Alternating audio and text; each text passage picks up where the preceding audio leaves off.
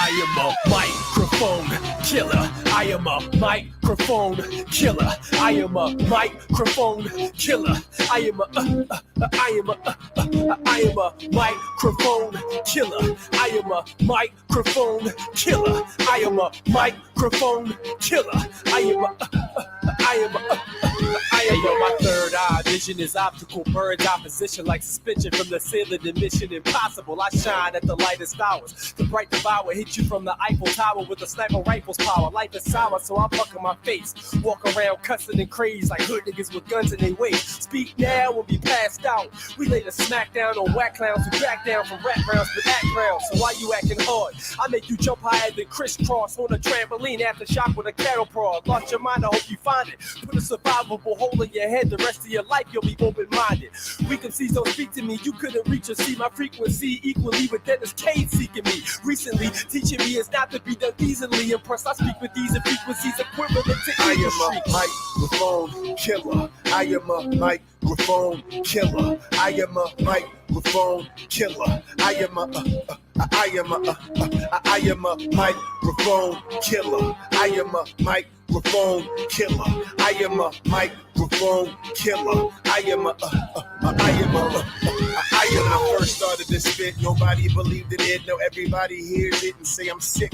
I'm something like Mike. Which one with the glove? Big one, Tyson, Jackson. Both of them made hits me up. Stunting hard in my Puff Diddy shades. I want it all when I fall. I'm a young Willie Mays, the underdog. What I became is one and the same with a bunch of players whose government name isn't Undertaker.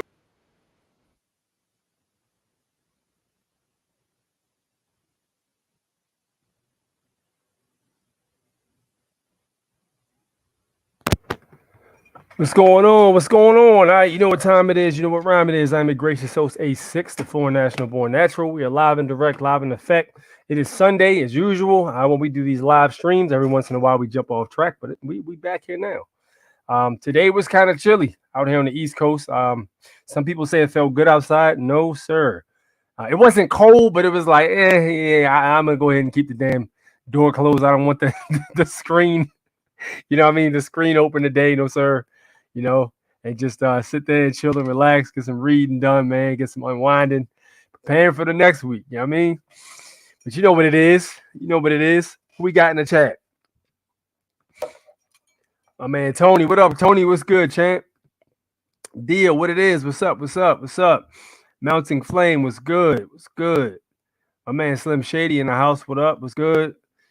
Jared Theros, what it is, man? Alfonso, what's up, man? What's going on with you? He said it's going to be a good show, man. It's always a good show. What you talking about, man? Civic Maker got the perfect attendance. That's what it is. He a little late, but he ain't absent. Supplanter, what up, man? What's going on? Yes, that was the ultimate authority on what is lawful. Hey, I couldn't have said it better myself. What's up with you? What's good?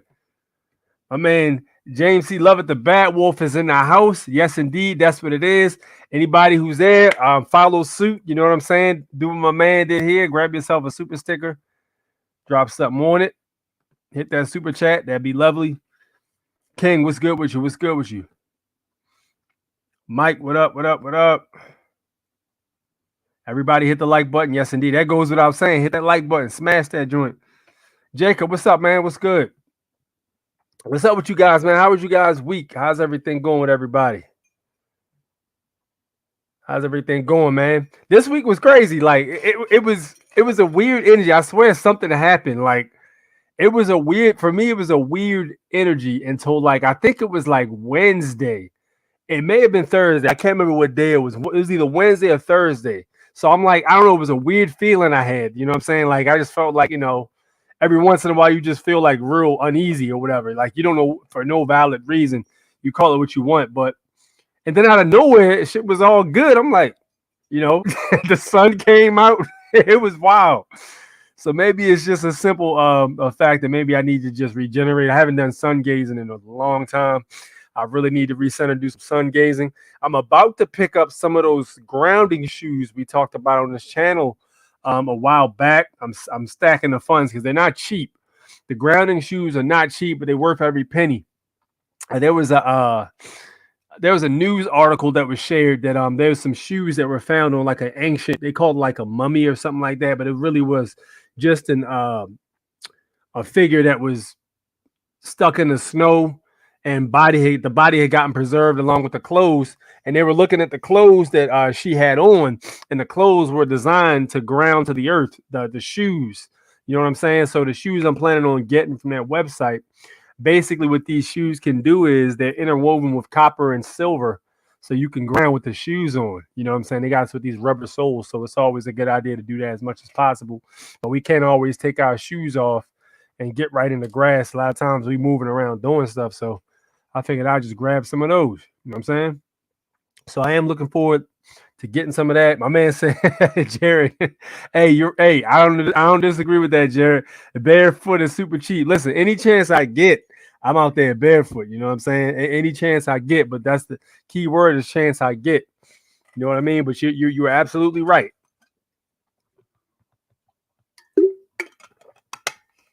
I was also doing the these little salt greens, the pink Himalayan salt greens.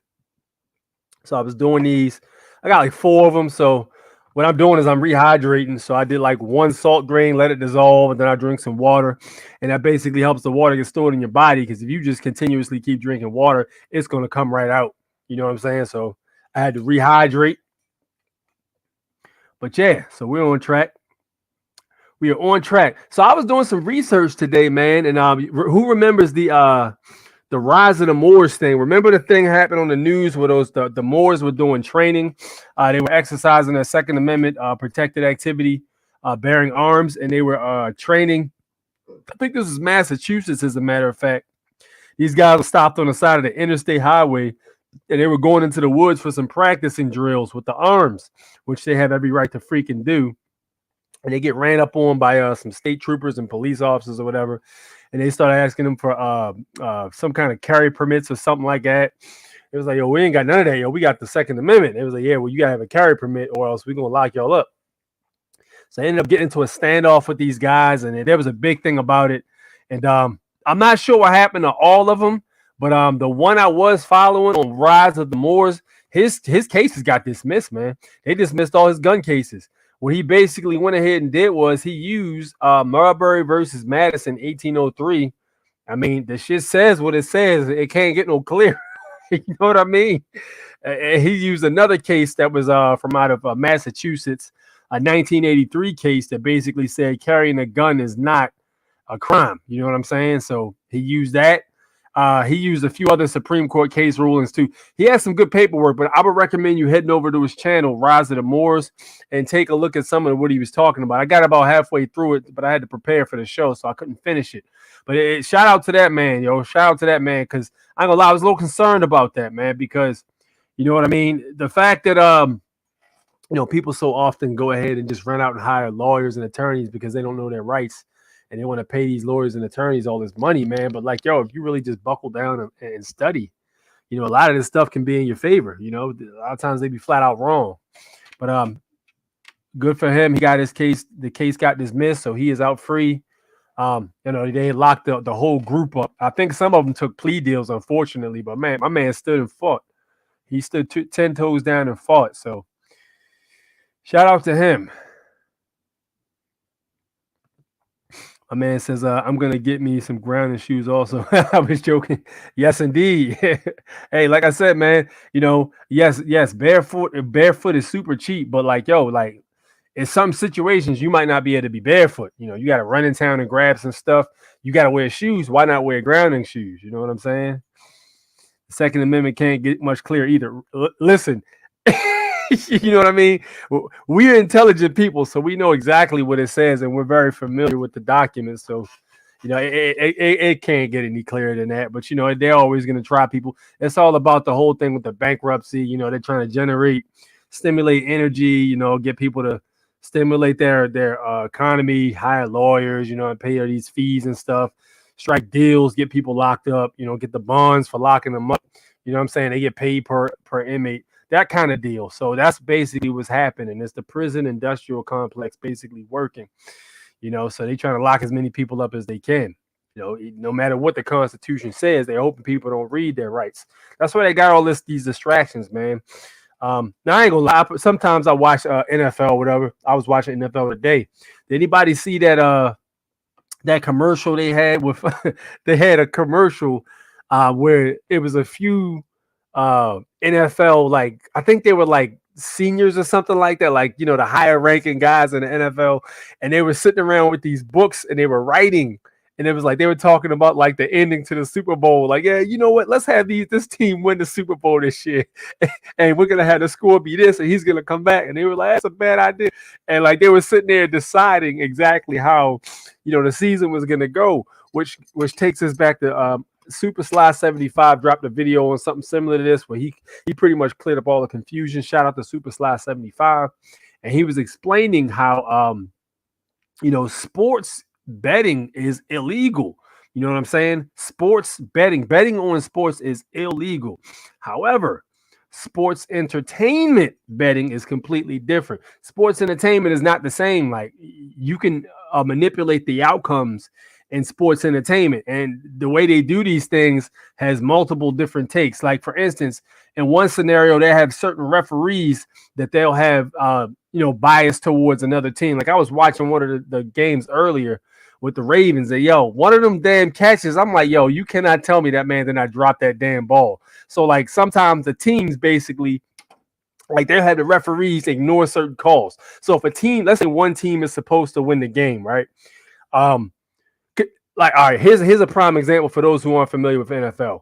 Holding is a call basically where if the position that you're guarding gets past you and you are standing behind them and you're pulling them back towards you, that's called holding. But if you look at a lot of just about every single play, somebody holds somebody. It just doesn't get called sometimes.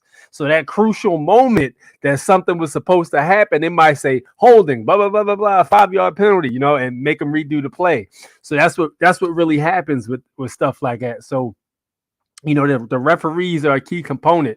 We're going to get into some of the other ways that they manipulate sports too, because I have something you guys might want to take a look at. So I stumbled upon this, of course, on Instagram, and this was interesting. So it's saying all major sports are rigged. Okay. So what it basically says here, all major sports are rigged. It isn't just entertainment fantasy, it is business. There's a chain of corruption from the owners of the teams to the owners of the television network. There are many aspects to consider, from financially stream revenue, gambling, ritualistic public conditioning, gematria, and numerology. Absolutely. By now, we know it's entirely legal for the media to lie to you, owned by the same 6 corporations with broadcast and fund professional sports and pay the salaries of your favorite athletes. There's also no federal law preventing leagues from rigging their own game. Considering all sports tech presented to the public of chips, trackers, sensors, one has to be in extreme cases of denial or naivety to assume that something isn't being applied to these games with the sake of boosting viewership.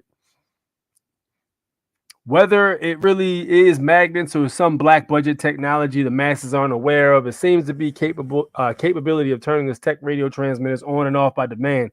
That's another thing. Like all of these helmets have radios in them. Y'all ever notice when y'all watch a snap, NFL snap, you can clearly hear what the freaking quarterback is saying?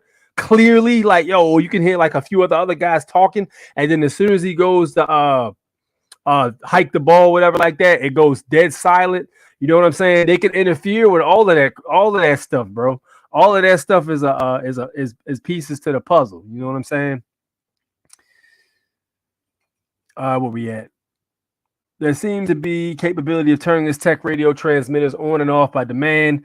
The fact is most players don't even have to be aware of it, just those in the spotlight. That's facts. Like, all right, so not everybody on the field is abreast of what's going on. Certain players are part of the actual mechanical wheels turning. So some players aren't even aware of what's happening, you know what I'm saying? Or it's quiet as kept type deal.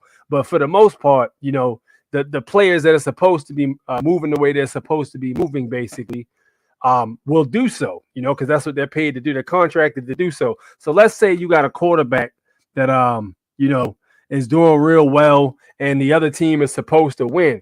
All right, cool. Now, the one guy that's supposed to be blocking for the quarterback, he might conveniently trip or something like that. So he gets ran over so that quarterback can get hit. You know what I mean? And then get knocked back a few yards. So, it's basically little small stuff like that. The referees making calls. It's all kinds of stuff. But, yeah, there's even many cases of retired referees, players, analysts coming forward openly telling you games are rigged. As someone who was heavily into both watching and playing sports growing up, I'm well aware it's very possible to make these plays. However, all the time of watching half-ass effort, bad play calls, bullshit penalties is finally beginning to make sense. At the end of the day, Hellenism is what all of it is. The names change, but the game remains the same. The names change, but the game's the same. The Roman circus, which came straight from the Grecian Olympic, still in full effect. The world around you is riddled with codes and symbols. Those with money and power I said that wrong. Those with money and power are in control.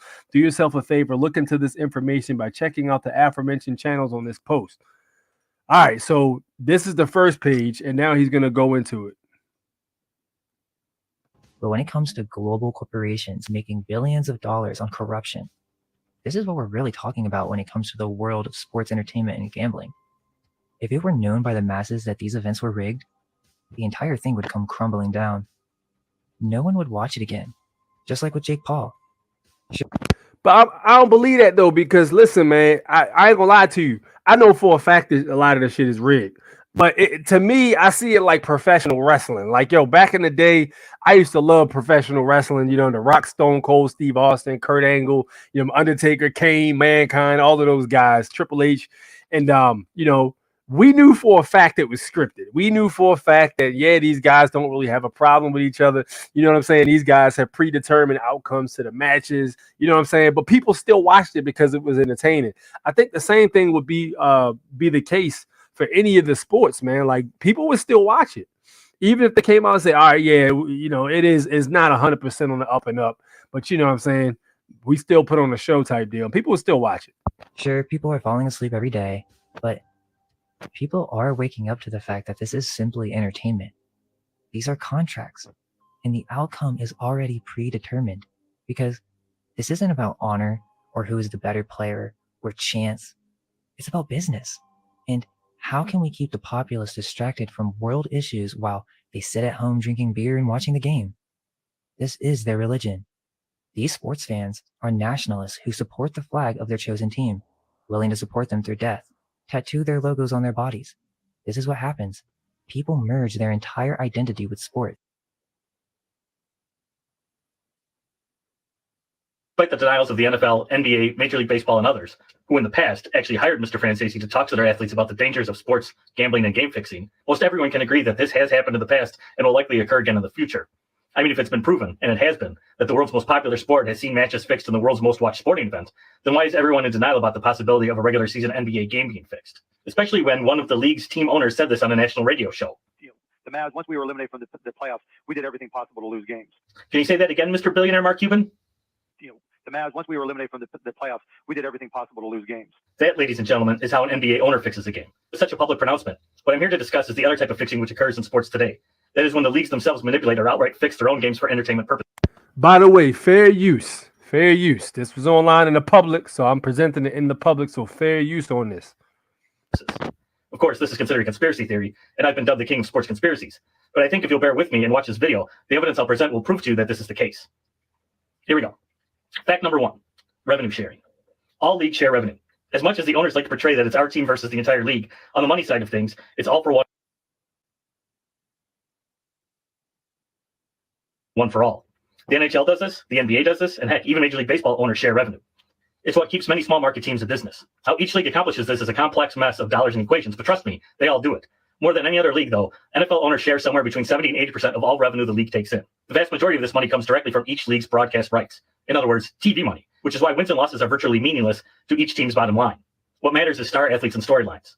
They garner the highest ratings, generate more ad revenue, and land the best TV deals, which in turn means there's more money for everyone involved. So no matter which team is on the receiving end of a championship ring, every team will profit when the dream season is maximized. Fact 2, While we casually call them sports, the NFL, NBA, Major League Baseball, NHL, NASCAR, and the rest are all in fact businesses. They don't play the games for free. They play them to make money, and this has been going on since about 1869. The NFL actually argued this very fact before the Supreme Court, with their lawyers stating that the NFL's teams compete as a unit in the entertainment marketplace. The WWE, professional wrestling, which is admittedly scripted sports entertainment, exists in this exact same marketplace as the NFL, NBA, and the rest. They are all just a form of show business, and the athletes are the entertainers. Ultimate Reception features a patent-pending magnetic grip system that literally makes the ball stick to your hand.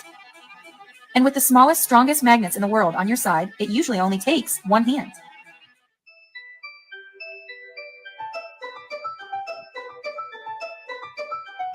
All done using a low-frequency transmitter that is integrated into the football. This is the rechargeable battery for the device. And then here's the actual transmitter. This is the on-off. What we're doing is we're taking the football and turning it into a magnet. One-handed, mind-blowing miracle catches stop seeming like miracles. No. And see, that's the thing. Like, yo, they might have a remote that allows you to turn, you know what I'm saying? Like, all right, so look, boom. This team is down by 4 points, you know what I'm saying? And there's a lot of money riding on this game. They're down by 4 points. The one guy that was supposed to block this guy, he snoozes and doesn't block him, or he doesn't pace him and gets outran. The guy runs down, puts his hand up, the ball gets thrown, the switch gets turned on, the catch gets made, the touchdown is there, the team wins. You know what I'm saying? Everybody's happy, everybody's cheering, you know, they generating revenue, the team wins. Tom Brady wins the Super Bowl again type deal, you know. But this is what it could possibly be. It's not miracles, it's manufacturing. We're in an NFL equipment room. This is the place where drops go to die, where one-handed miracles happen every day. You know why? Because this is where they keep these new, stickier than a frog's tongue gloves. The NFL is in love with the gloves. Wide receiver Hakeem Nicks. You don't even need to think about catching it. Hall of Fame analyst John Madden. Pretty soon these gloves are going to catch a ball without a hand in them. I think a little grip is definitely, helps a little bit, especially when if new. The one hand is amazing, man. Amazing, man. It just sticks. It just sticks. It sticks so often that the NFL is investigating whether these gloves make it too easy. Maybe they just got good hands. Maybe. I hear what you're saying. We love all these catches. I know. But is it fair to all the receivers who came before them, who had to catch without the Steve Largents, the Lynn Swans? I say no, it isn't. Because let's face it, if somebody like me can do it, then it's too easy. That was crazy. My man caught it with 3 fingers. What the hell? You read that right there. But then you go down here and it shows features and specs. So the specs here are pretty much the same as the ones on Spalding. So it shows you that. Ships inflated, all that kind of stuff, right? So you go back, but you go to the features and it pretty much shows you all that. But I want to note this right here. If you look here, it says the NBA Game Ball 1 is the closest to what is used by the pros every season. However, basketball is used for NBA games. They have unique specifications, digital technology, and or stricter quality controls or tolerances. So I want to take notice of digital technology. So a lot of people have questioned as of lately, and I've seen this become a lot more prevalent of a question. Are there magnets inside of the basketballs? Do I think so? Yes, definitely. Because I've seen after that Kawhi shot against the Sixers in 2019, I had no choice but to believe it.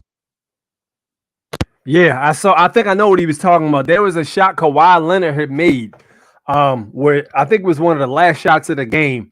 He threw the ball up, right? So the ball goes up like this, and then it does like a steep slope towards the basket and goes right in. I'm like, come on, man. There ain't no way in the world that man just pulled this defiance of physics off, you know? Davis can make a shot from anywhere on the court. Is it magic or is it magnets? Tiny magnets placed on the ball, ensuring a strong attraction to the metal rim. Watch. And when Barron needs more magnets, Barron gets more magnets. Don't believe me? Watch the NBA playoffs and you'll see there's really no other explanation. This one's Philadelphia versus Toronto. Look at the shot. Ball bounces again, bounces to the other side, drops in. Yep. It's not natural. Look at that. Ball bounces up. It's not going to bounce to the other side of the rim after, not on the first bounce, the second bounce, and then goes to the other side of the rim and then drops inside. This one is absolutely ridiculous. It's actually the one that woke me up to the magnet hoax with NBA. Just watch this guy take the shot. I don't think he's ever touched a basketball until this point in his life. Look at the shot. Takes it. It gets stuck. Really? Have you ever seen that in your life? You know what's coming. Is it magic or is it magnets? This is another one that's absolutely ridiculous. I've never seen this in my life, even playing with flat basketballs in my backyard. Just never seen this before. The ball gets stuck to the front of the rim. Really?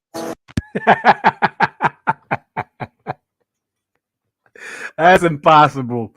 Listen, I used to play basketball when I was younger, man. I have never seen a basketball get stuck on the edge of the rim. Usually what'll happen is if it got stuck, it would get stuck on that little piece between the backboard and the circular shape. And there's like a little corner right there, one on each side. And it might get stuck right there to where somebody will jump up and knock it down. I've seen that happen a few times. I have never seen a basketball land on the edge of the basket and sit there, or the edge of the rim and sit there. No. Nah. Is it magic or is it magnet?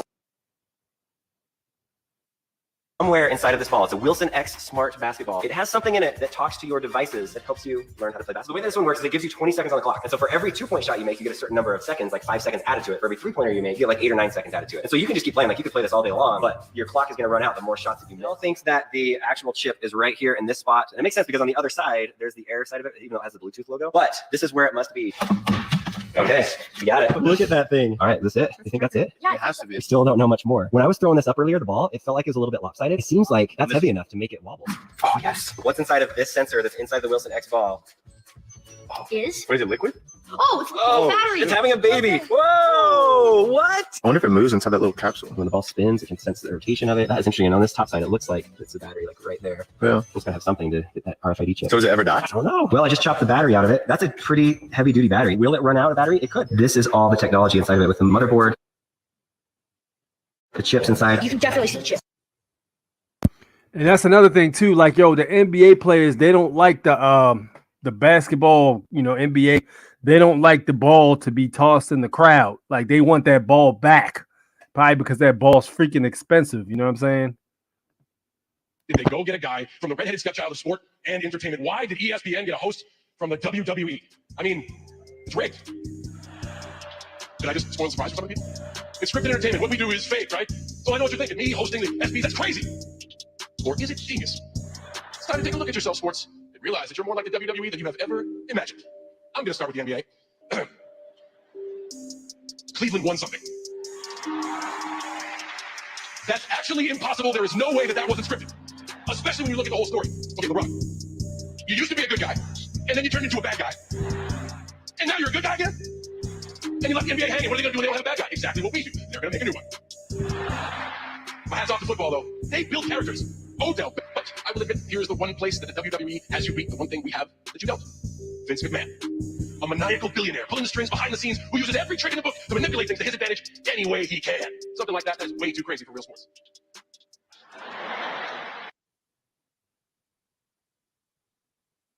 All right. So I thought that was a very interesting bit. Some of the stuff I already knew. A few of the things I did pretty much learn about the whole situation with the balls and all that stuff. You know what I mean?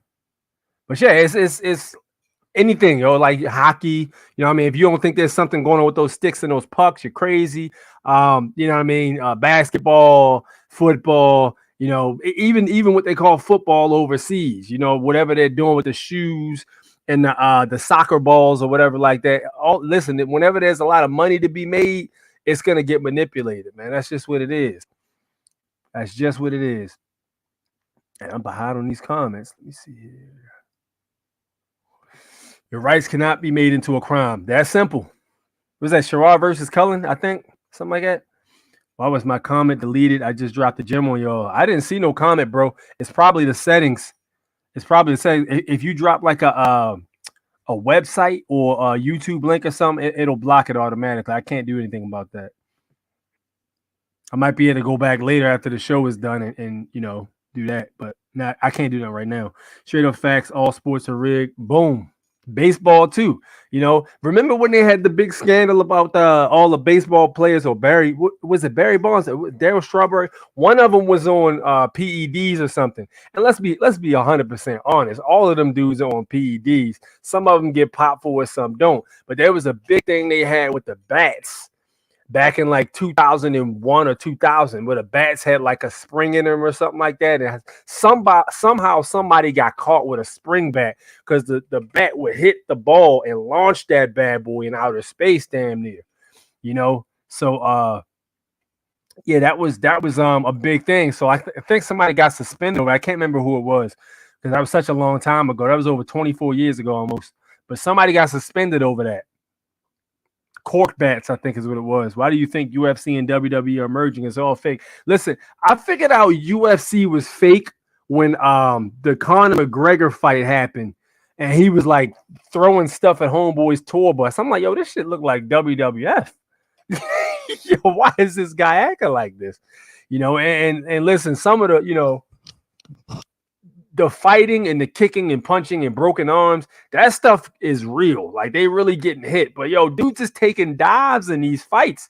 You know what I mean? They told to go out there and put on a show, make it look real. You know what I mean? But yo, dudes is out there putting on shows for these fights. Even the Tyson Fury versus Deontay Wilder fight, the second one. Yo, dude had like his hand halfway in the glove. Like if you look at the glove, how Tyson Fury had the glove on, the fingers part of the glove was all the way out here, and you could literally see dude's fist right in the part that was supposed to be on his wrist. So when he's hitting dude, he's busting him up because there ain't no pad in the way he's hitting him. You know, so he beat his ass. So yeah, he took a L, but yo, that shit was rigged too. All of that stuff is rigged, man. All of it. Roddy Piper versus Keith David. I didn't see it. I figured it out as a kid, play fighting and acting like our favorites that there was no way it was real. A school wrestling match led to script, but I did shy away from watching. It was entertaining, man. Like it was sports entertainment, and the reason why I respected WWF back in the day is because they were straightforward with it. Like, yo, this is sports entertainment. You know, this is not real. This is scripted, but it's entertaining. And then you got some bots that'll argue you down that it's not fake and you're a conspiracy theorist, this, that, and the third. You know, I swear people just can't connect the dots, man.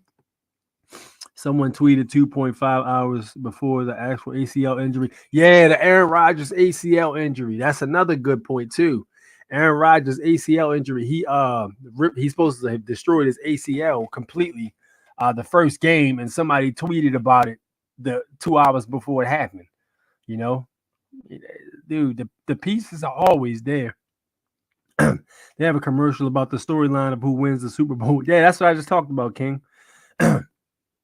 With a lot of big players, they're telling people it's right in your face and choose not to believe it. Yeah, but that's what they do. They got to tell you, but they know the people who are not informed or awakened or aware of what's going on.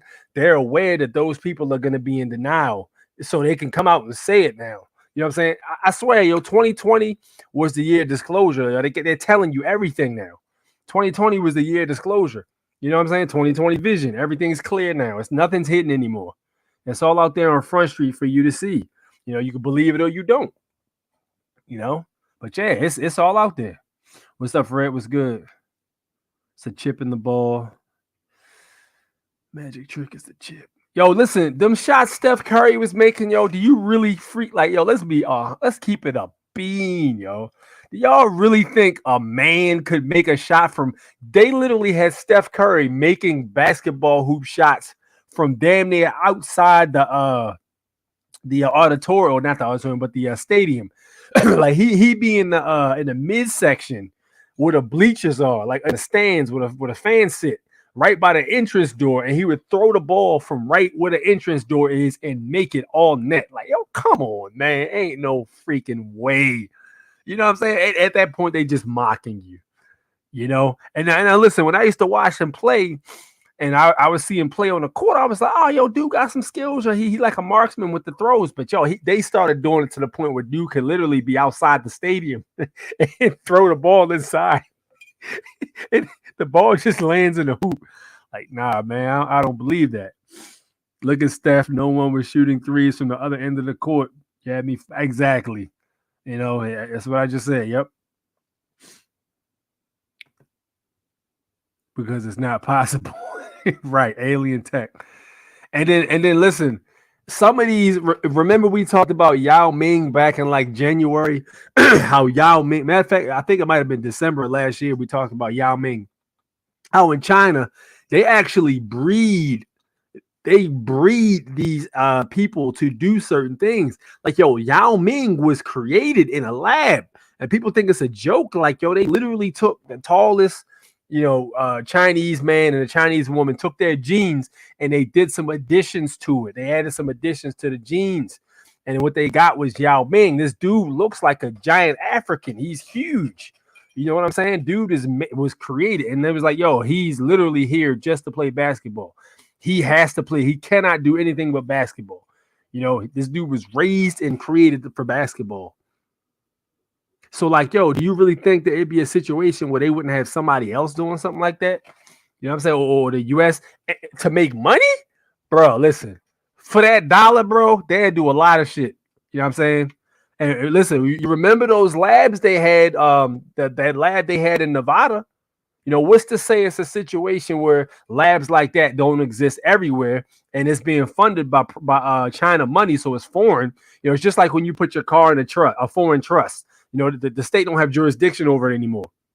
You tell that judge, hey, my car's in a foreign trust. They ain't a standstill at that point. You know what I'm saying? It's the same thing. If it's not under their jurisdiction, there's not too much they can do unless it's endangering. They can prove it's endangering public safety, and that's the one flaw I have. Well, I'm not gonna say the one flaw, but that's one of the biggest flaws with the U.S. is the fact that people from other countries can just come over here and start buying property or doing this, that, and the third. You know what I mean? There's all kinds of loopholes, but it's the private. It's the private sector. They moving into private. Same thing for the whole situation with the ball players and shit like that, or concoctions they might have these guys drink before the final game. You might be watching a playoff game or like the finals, the NBA final, last game of the season, and these dudes all had a swig of the super potion. You know what I mean? To make these guys they can hear things a lot more clear. You know what I mean? Reaction time is a lot faster. They can, like, time might slow down and that type of thing. Adrenaline boost. Or they didn't throw the ball and the ball stayed floating in midair, stuck. Now, it didn't stay floating in midair. It got stuck on the rim. Scripted like everything else. The smack on. Yeah, that smack on Will Smith was one of the most ridiculous things I've seen in my life. And the crazy thing is people really thought that happened. That was crazy. The whole world is but a stage. Yep, 100% Wolf. That's why I don't watch the shit. I'll watch it because you got to don't never fall into a particular pattern of being ignorant. Like, yeah, it's cool to know what's going on, but don't feel like, yo, I'm not going to watch any of it. You got to know what's going on. So you got to keep an eye on it. You know what I'm saying? You can't just be out here, blind. But I feel you, not letting it affect you, but you still got to be aware of it. You got to pay attention to stuff, man. Yeah, that's a fact, Mike. I done seen. I remember back in 2000 in high school, ball hopping a lot when I was in my mid-20s, and I was down. Where the hell was I? I think I was down Federal Hill. Those of you from Maryland or Baltimore area, Federal Hill is like a collection of bars. You know what I'm saying? It's like probably about 10 to 15 bars that are in a small cluster. And what people do all night is they just get drunk at one bar, hop another bar, you know what I mean? Go dance with girls, you know what I mean? All these bars you can go in there and just dance. And it's such a real cool environment. A lot of times you'll get kids that's in their 20s, up to like, you might have somebody stop in there in their 30s. But for the most part, it's kids in there dancing and having fun. So I'm down there and I'm like, yo, it was a game weekend type deal. So, if we have a game for instance, I think this was a New York Jets game, as a matter of fact. So what they'll have is, if it's a home game, you have people from New York coming through who are Jets fans, like getting hotels to stay the night here. They come Friday and you'll see them walking around Baltimore with their green jerseys on and stuff. It's chill for them until they start some shit. So this one guy comes from New York and he's got his jersey on, but dude's a police officer in New York. You know what I'm saying? So he's walking around and he starts some shit with this one guy. And he's like, yo, fuck the Ravens, blah, blah, blah, blah, blah. So this guy, man, he cocks back and knocks him clean out with one punch. So he's knocked out on the ground with his jersey on. And so the two police officers walk over and saw the guy hit him. All right. And they knew he was a cop because he was running his mouth. Saw the guy cold cock him, right? They didn't even do nothing to the guy. They walked over to him like, welcome to Baltimore, bitch, and walked away. So this guy got dropped. You know what I mean? I done seen guys get in fights and stuff and get locked up and be here the whole damn week and can't get out or get on bail till Tuesday or Monday because the damn government is closed on Friday. Or excuse me, Fridays to Saturdays to Sundays. So they can't, even get out. You know what I'm saying? I done seen all this stuff happen. But people that do all this shit over a sports team. You know what I mean? I'd have been in a situation where I done seen a home game where the Ravens had lost. And they have this thing at this place called Mother's where there's like a party in the backyard, yo. Anytime there's a home game, everybody's in the backyard of the place, and it's beer and a DJ and all this stuff. And then when the Ravens win, it's like a big ass, it's like a goddamn Mardi Gras. Girls acting crazy out there. A lot of fun if you in your 20s. But yo, when the Ravens lose, like yo, motherfuckers is sad as hell. People walking around quiet, don't want to talk. Like yo. The vibe really gets thrown off, man. And it's just those sports do control people's emotions, but it's all an energy harness. I found some stuff, some of these corporations, and Jose Canseco snitched on everybody. Yo, Jose Canseco said, I ain't going out by myself, man. Fuck that. He said he snitched on everyone. Corporation, whatever it takes to increase profits. That's it, man. And distract people. You know what I mean? Anything to keep people from sitting back and reading stuff, reading laws, reading the Constitution, and putting two and two together. Like, hold on, yo, that shit ain't right. Why do I gotta get a permit if I got the right to bear arms? That type of deal. Anything to get people to stop prevent people from asking questions. Monday Night Raw was the shit. Listen, let me tell you something, bro. Monday Night Raw was the truth. Monday Night Raw. Listen. This is how hard I was into WWF. I would do Monday Night Raw. Right? I watched that. And this was like, I'm talking circa 98, 99 when I was younger. I do Monday Night Raw. I do SmackDown on Thursday. I do Saturday Morning Superstars. Then I would do Shotgun Saturday Night. And then I would do Sunday Morning Live Wire. And then I would watch Sunday Night Heat.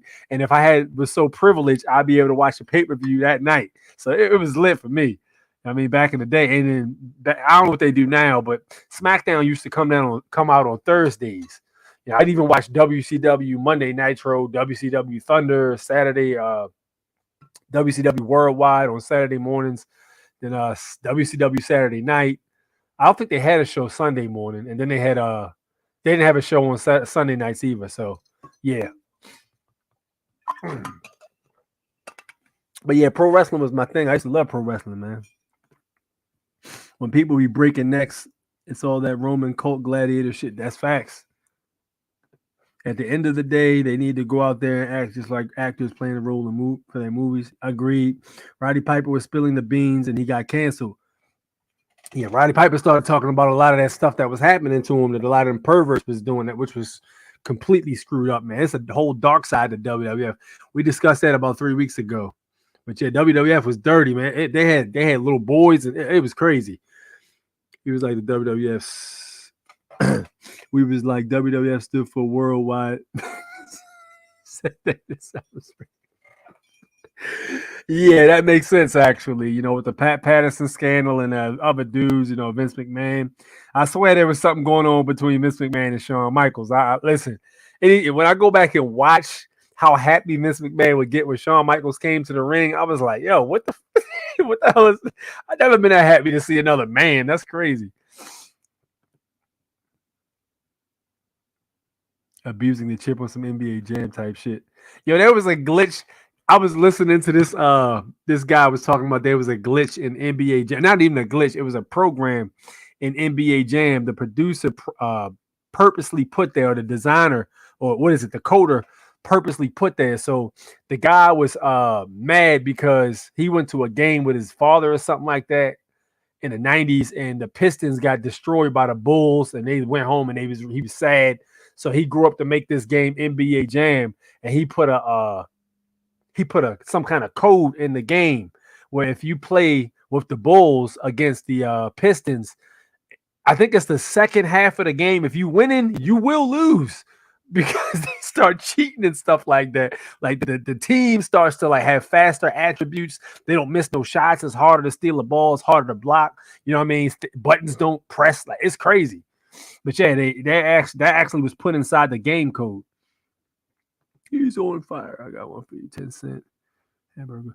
10-cent hamburger. Listen, any of my I don't need to tell y'all. Y'all are smart. Everybody that follows me is intelligent. I don't even need to tell y'all not to be touching them damn cheeseburgers, right? I don't need to be I don't even gotta say it. I ain't even gotta tell you not to go to Wendy's and get a 1 cent or McDonald's and get a 10-cent cheeseburger.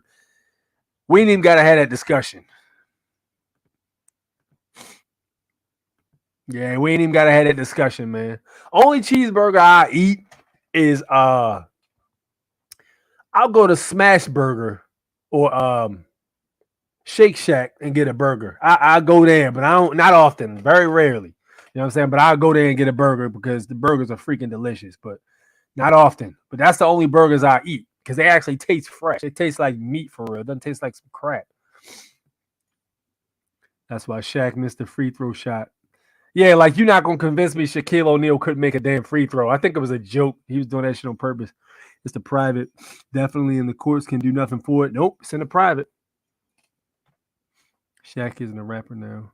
Isn't Shaq? Shaq been a rapper. Shaq been rapping for a long time. What's up, Nicole?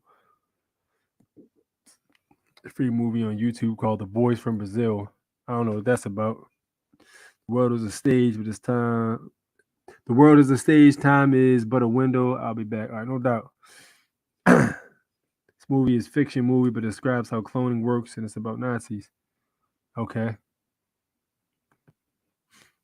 Be careful. You're one step away from supporting Donald Marshall.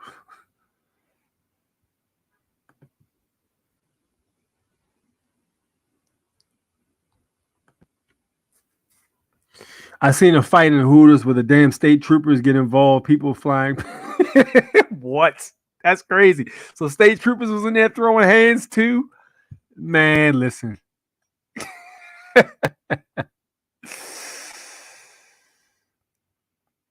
Man, I'm behind y'all. Y'all was going off in the comments. I gotta jump ahead. Abraham Finkelstein cheeseburger rumble full interview. All right. I do flooring for a living, and I use MC's fries to clean the glue. With my soul, it works better than any cleaner I ever found. Stay away. Damn. Sheesh. That's crazy. My man said I use McDonald's fries to clean the glue. Ugh. And people eat that shit. God damn. We all used to eat it, though. Let's keep it a bean, bro. When we was younger, man, our mother and father taking us back home or something like that. We see them golden arches, and we like, Ma, can I have some McDonald's? Can I have some McDonald's? Oh, it was like, yo, when she actually stopped and took you to the drive-thru, you got some nuggets and some fries. It was nice back in the day, but shit, not now. Shit, man. I remember back when I was in I think I was where the hell was I at? Down in Edmondson Avenue.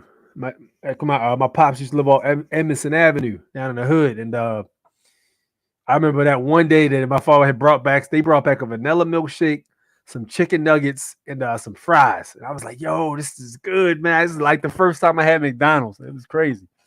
They probably changed the ingredients a billion times now, though. Pretty sure it don't even taste like it used to now. Yeah, they all came in like some Call of Duty-ish when they lost. I'm like, what the fuck? Yo, that's wild, yo. It said the state troopers was in there acting unruly. Damn. Yeah, be happy. Them fries birds won't even touch it. That's facts. They soak them in chemicals so they don't catch the potato mold, and they get screened in closed warehouse. That's disgusting.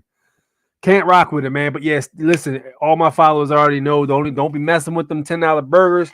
If you feel as though you have to, you know what I mean, get something to eat, go ahead and fast. You know what I'm saying? If you're in a situation where like, yo, I need to go to lunch, but I'm at work and there's nowhere, I can't go nowhere else. I ain't got no car or whatever. I can just walk across the street, go to McDonald's. Go ahead and fast, bro. Don't even put it in your body. Go ahead and fast out, son. Don't even do it. Don't do it to yourself, man. I don't want nobody to get sick.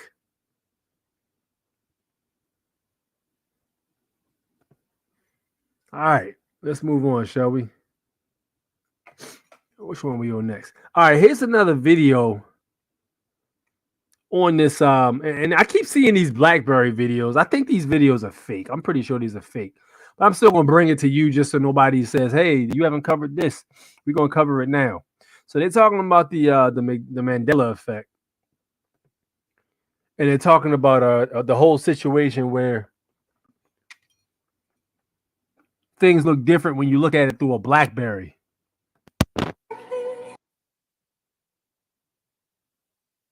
I can't play the sound, but fair use. So, dude's looking through a BlackBerry, and what is it, Richard Simmons, whatever his name is. He has a headband in the video. Shaggy, I don't know what Shaggy had. I'm not sure what that is with Shaggy.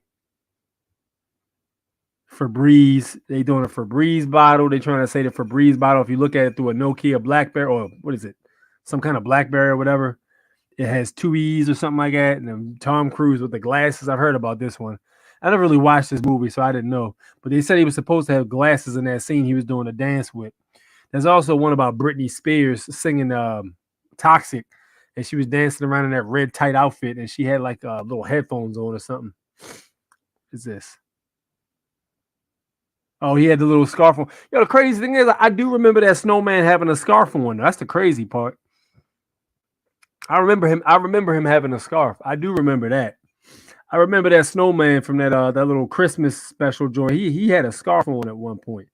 I'm not sure what happened to his scarf, but he definitely had one on. I remember that.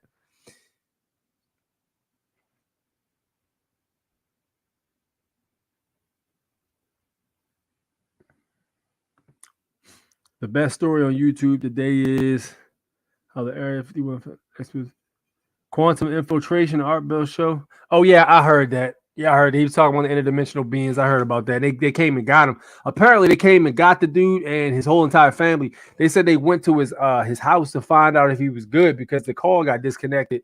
Him and his whole family was gone. Everything was still in the house, but his family was gone. Him and his family was gone. Never came back. That's what they say anyway. Times are hard. It's a recession. No more scarf. Yeah, times is definitely trying, but we're gonna keep our heads up and not think negative, right? All right. So this man right here is talking about tunnels. Now I've seen some tunnels around via YouTube in certain areas in Baltimore. Like you can access certain tunnels, and I'm just questions of why the hell them tunnels were there in the first place and what were they used for before. But there's a prime example. This man found some tunnels near where he lives. Across, bro. Yeah, I gotta go inside. If you Fair from use. NYC and you come across an abandoned location, do not go in there. You think NYC is bad? Imagine the underground, bro. Imagine the underground. Stay safe, NYC. Stay real. Has anybody seen any like places like that where they just like, you know what I'm saying, an empty ass room or something? I was looking on YouTube and I just happened to see the joint for in Baltimore, and I think there's one near Drew Hill Park, but there's like a long sequence of tunnels. They're just empty though, long ass sequence of tunnels. The BlackBerry camp, you seen it firsthand? Get the fuck out of here, yo. Hit me on Telegram, bro. We got to talk about that. Hit me on Telegram. And so, yo, what do y'all think is happening if that's the case, though? I tried to fire up some old ass phones, and none of my old phones work anymore conveniently. I had like 4 of them joints. None of them work anymore. I need to hit me up on Telegram, bro. Let me know what you saw and how that worked. My man says HT. Yeah, I believe so. Yeah, I believe so 100%. Yep. Everywhere. Yep, the tunnels are everywhere. Yeah, yo, that shit blew my mind. I was like, what the fuck? Why the hell is there just random tunnels? And yo, people crazy because people will go down in there. And it's crazy to me if you're going down in that tunnel without no arm on you or nothing like that. That's just insane. Like, bro, you literally are in the traffic right now, bro. You need to have something on you. So anybody who's doing any exploring or something like that, or I think they call it urban exploring, if I'm not mistaken. If you happen to do something like that, please protect yourself, man. Have something. Don't just be out there wild, man, because I'm gonna tell you, you don't want to be get hemmed up. I'll put it that way.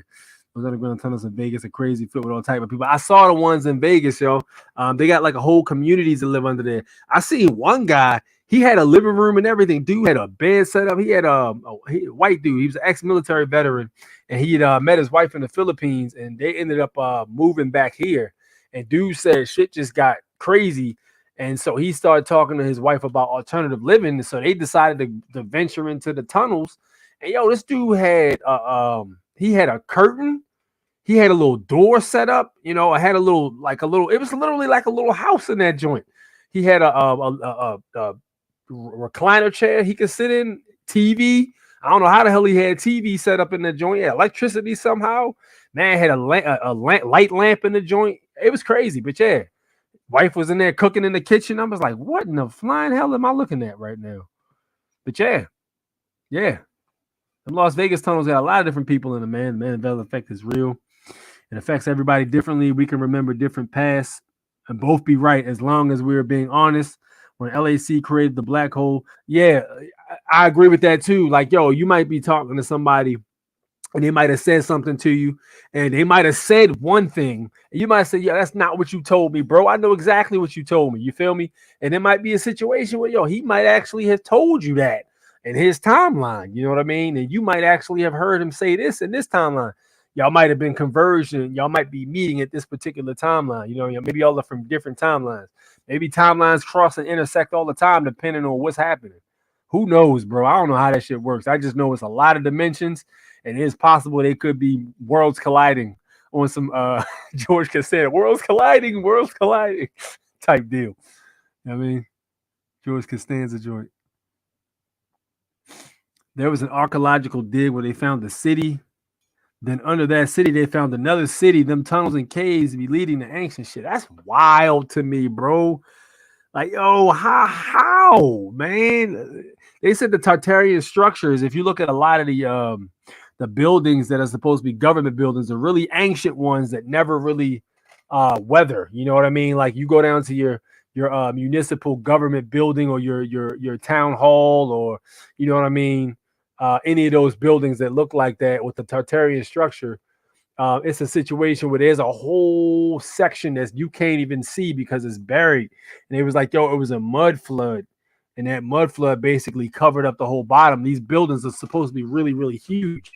But due to the fact that we're standing on like certain amounts of layers of them, we can't even see the joints, which blew me away because, yo, cities, there's something very fascinating about like whole entire like apartment complexes and townhouses underground. Like, yo.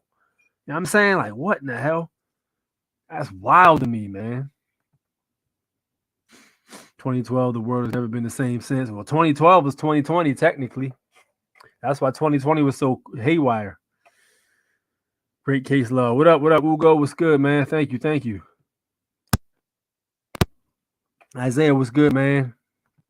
Are they tunnels or are they buried city streets from years ago? Research med floods. Very interesting. That's what I was just saying, Tracy. That's what I was just saying, yo, for real. You know what I mean?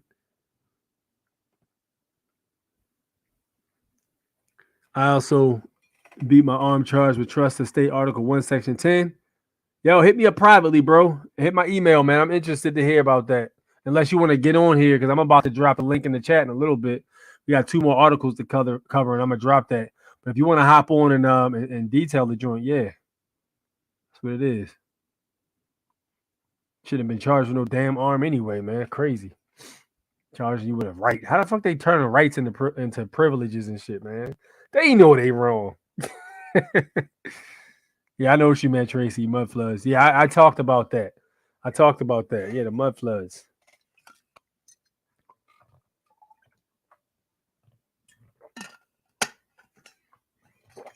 I'm going to have to go re-up on some water. So let me go ahead and play this in the meantime. Let's see what this lady's talking about. I forgot what this article was even about. We're about to find out.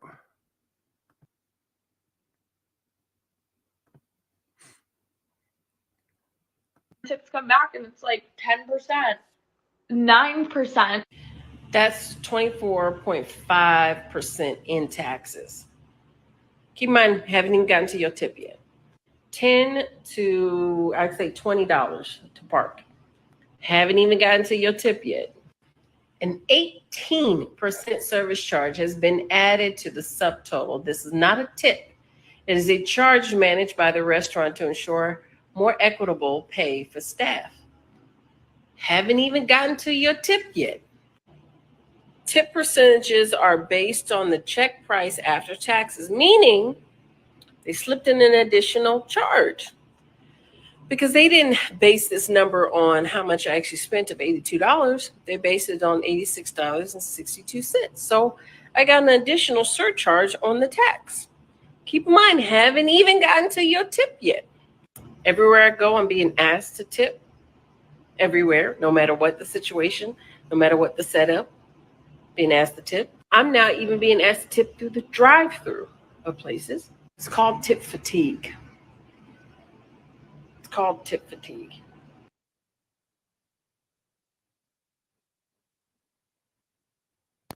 All right. So this is not going to be nothing. It could be political, I guess. But I mean, I just want to know where you guys stand with this particular situation, because this seems to be a very debatable topic. And I'm interested to see where everybody stands with the whole entire tipping situation. All right. Now, fact of the matter is, okay, shit is being taxed ridiculously. All right. Tax on food preparation or whatever the hell she was talking about. You're being taxed, and then the service charges on top of that. All of these different fees and things of that nature. How do you guys actually feel about tipping? Fact of the matter is also, when you go to a drive-through or something, they're asking you to tip at a drive-through. Which, listen, if I go to like pick up a coffee or something like that, bruh, I'm not. No, absolutely not. The only time I really use tip is if I'm at like a restaurant and the service is the service is great. You know what I mean? Very polite, friendly, attentive. If I need something, if I ask for something, coming back to check up to make sure everything's good, that's when I'll go ahead and tip. I tip for good service. I don't just tip arbitrarily. So for me, it's like, the service has to be quality for me. That's what it is for me. That just makes sense. Why the hell is this damn thing acting up? There we go. I don't know what that was all about. But anyway, yeah, the service has to be very good for me. And I tip well. Like, if I go to an establishment, right? And the waitress, let's say I'm going in the establishment and I go like, all right, $25 for some food or whatever. All right, cool. Go ahead and eat, whatever. She's super nice, keeps coming back to check, make sure I'm good. You know what I'm saying? I got my everything on time. If there's anything I ask for additionally, it gets done ASAP. And I get sometimes places are busy and stuff like that. It makes sense.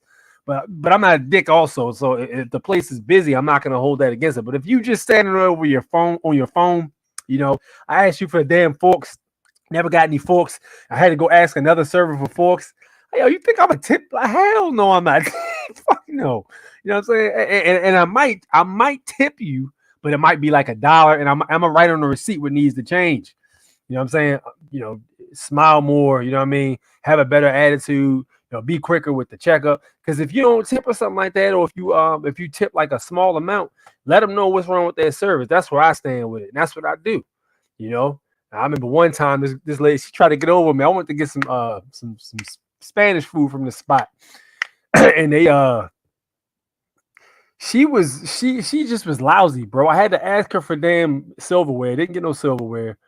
She brought me my food, then she brought me the drinks. I don't know how long after I got the damn food. I had to tell her, this isn't what I asked for, blah blah blah. You know what I mean? And I don't never be a dick, because the last thing you want to do is you don't want to be an asshole to somebody who's preparing your food, bro. Because that's the easiest way to have your goddamn burrito tasting like Winter Fresh gum. Like, yo, why does my burrito taste minty? You know what I mean? No, you don't do that.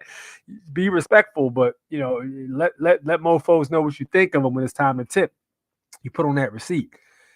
So I wrote on this receipt, bro. I tipped her like I don't think I tipped her at all. And I said, you need to do this, that, and the third. Service was slow. I had to ask another waitress to bring me this or bring me the check. Didn't see you after you came back, so the service wasn't very good. Yo, this chick had the nerve to try to charge my card like $9. after I was gone. Because what happened is they'll run the initial amount, and then if you write a tip amount and you paying with a card, they'll come back and they'll run it again for the tip. She tried to come back and put $9. I'm like, yo, hold on, man. I called and speak to the manager. I say, yo, nah, absolutely not. The reason I did not tip you is because, or her, is because the service was crap. That's why I didn't tip her. I didn't put that on there so you can go write $9 on my. I think I wasn't going to notice. Like, I noticed that stuff. I pay attention to stuff like that. So yeah, he ended up reversing the charge, and it was just a mess. But you know, tipping is not something that, yo, you don't just get tipped because you're there. That's that liberal bullshit. You go in there and you put on, yo. You go in there and you be nice to your customers, and then, yo, if you're nice to your customers, man, and you got a positive attitude, people will want to come back and see you specifically. You know, that's how it works.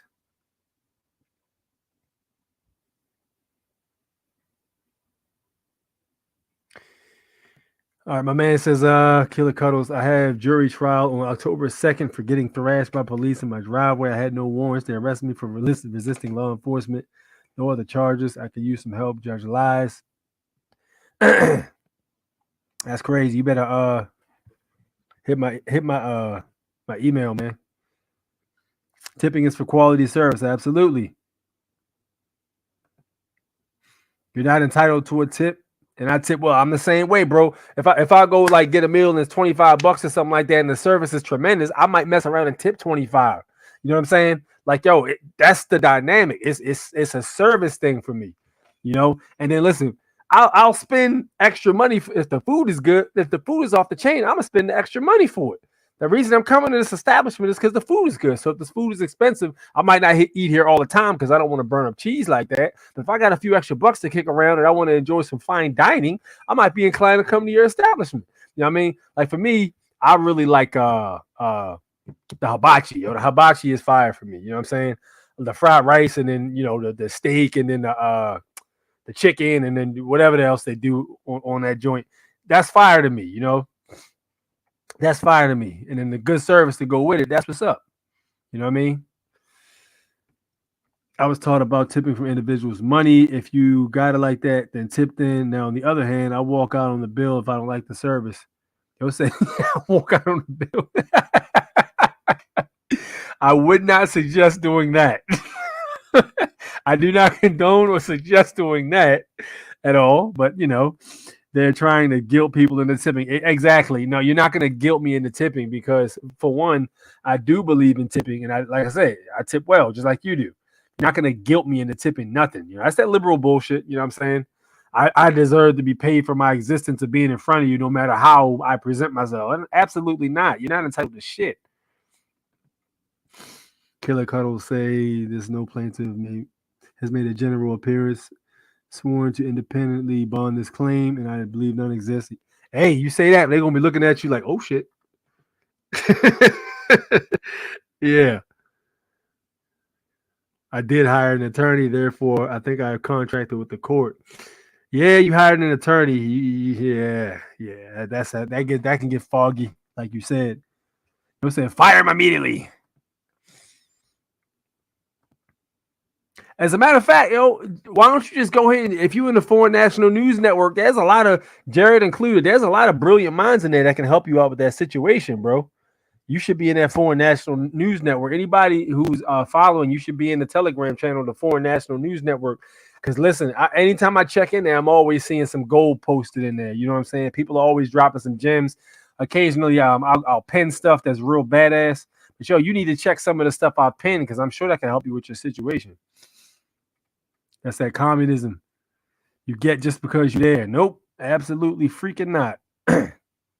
No, granted, you know what I mean? Some jobs or some positions can be gotten just because of you being there. Like if you show up to the spot enough times, you know, and you can prove to be reliable.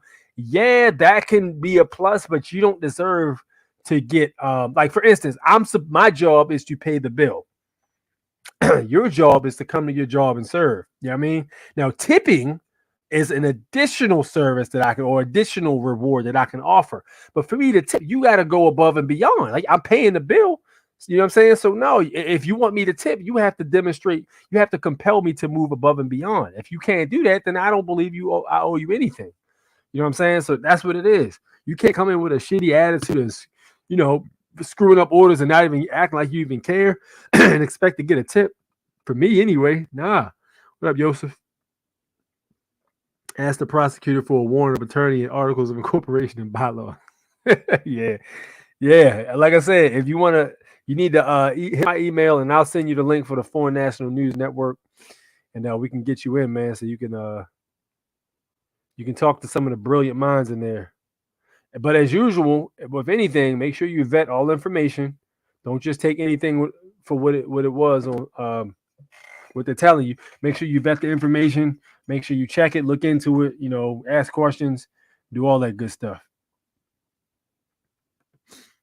I have my passport and card, 4 stars, passport 3 on card, plus numbers is different. Yeah. So the passport thing, and let me drop some opinions on the passport thing. So we saw what happened to Taquan X. For those of you who aren't aware, Taquan X caught a gun charge. He was exercising his right to travel in his pickup truck with his private plates on. I'm not sure I don't think he had his truck in a trust though.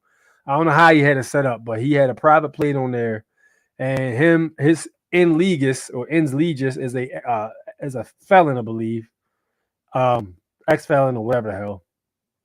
And he got hemmed up for exercising his right to travel. Put all the stop on his channel. They ended up taking him out the car, putting him in handcuffs, putting him in the back seat. He gave him a passport and all that stuff. Didn't give him an address at all. They basically searched up an old driver's license from the records, went ahead and used that address for him, and they used that to bond the case. And he got hit with a gun charge, and then they upgraded the charge to felony in possession of a firearm. And they dismissed all the traffic tickets, of course, because they don't care about any of that shit. They just trying to generate that big money. They wanted to go after that gun charge. That's what they wanted. They wanted that big bond. So he's actually managed to get by himself. He's doing the whole pro se thing. So he's actually managed to get, because they had him on house arrest, so he actually managed to get the ankle monitor off of him. And he's about to do, I believe he said he's about to do a motion to suppress evidence because the search was unconstitutional, which it was. You can't just search people's shit. You know, you had no probable cause to even pull you over. You arrested this man on the side of the road for nothing. Like, oh, it's a traffic violation. What crime is a traffic violation, sir? You know what I mean? So that type of deal. So yeah, so he's actually able to move pretty well so far. So he's anticipating getting the whole thing thrown out, which it may be. It may be. But yeah, it takes resolve. But so the passport thing. For those of you who are new to this whole thing, the passport is the problem with the passport situation is we've all contracted with the state in the past, and they're gonna hold on to those contracts like nobody's business. They're holding on for dear life because they don't want. Well, first off, there's penal bonds that are attached to the driver's license, which is, don't even get me started on that shit. But there's like bonds literally attached to the driver's license. They're hiding performance bonds or whatever, and they're basically trying to hold people's ends legis hostage.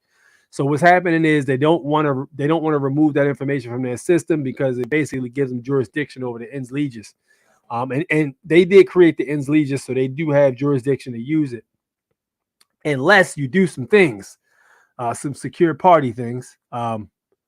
Which is a whole different thing there. But yeah, bottom line is if you're new to this, you're using the passport, don't think that passport is the end all be all, because you still might get jammed up. You saw what happened to me when I used my passport. Still had to fight like goddamn hell on the side of the damn highway with words. But yeah, don't think just because you got a passport you good to go. It's not that simple anymore. It used to be back in the day. I believe it's when they changed the system over to electronic courts. You know, everything's digital now, so they can just punch in the date of birth, name and date of birth, and it pulls up all the DMV records. That's what they look for. So yeah, don't think just because you have a passport you good. You better start studying law. You better start studying case law. You better start looking into how to create documents and enter them into the court.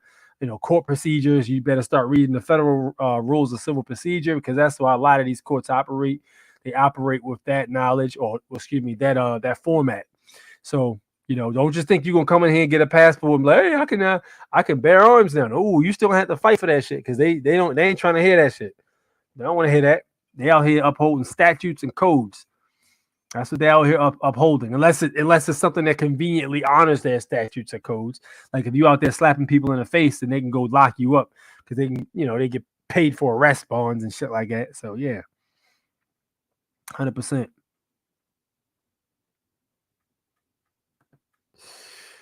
Ask them for their oaths. Yep, you can ask for that too. There are 5 of them. 28, 454, 530, 5331.4101. I gotta look into that. But yeah, you can ask them for their oaths of office. Dude, and a lot of them are hiding their bond information, bro. Finding bond information is damn near impossible here. Finding bond information, dude, they literally go out of their way to say, "Oh, we don't know what you're talking about, sir."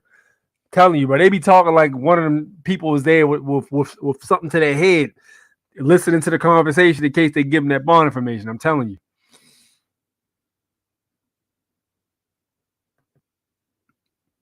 A letter of rotators. Never heard of that.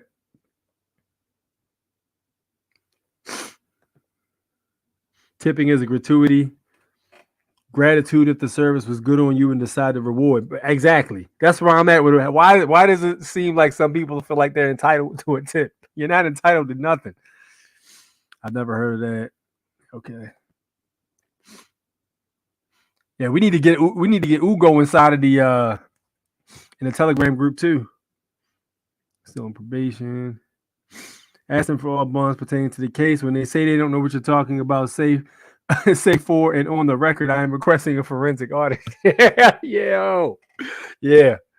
Could you say that one more time for the record, sir? For the record is my go-to. Nah, bro, you got to hit my email, man. You got to hit my email because I just checked my email and I don't see anybody messaging me in the email so I can send you the link. You got to hit my email. My email is at the bottom right here, scrolling. Matter of fact, let me go ahead and just put it in here because some reason people never see the email scrolling down there.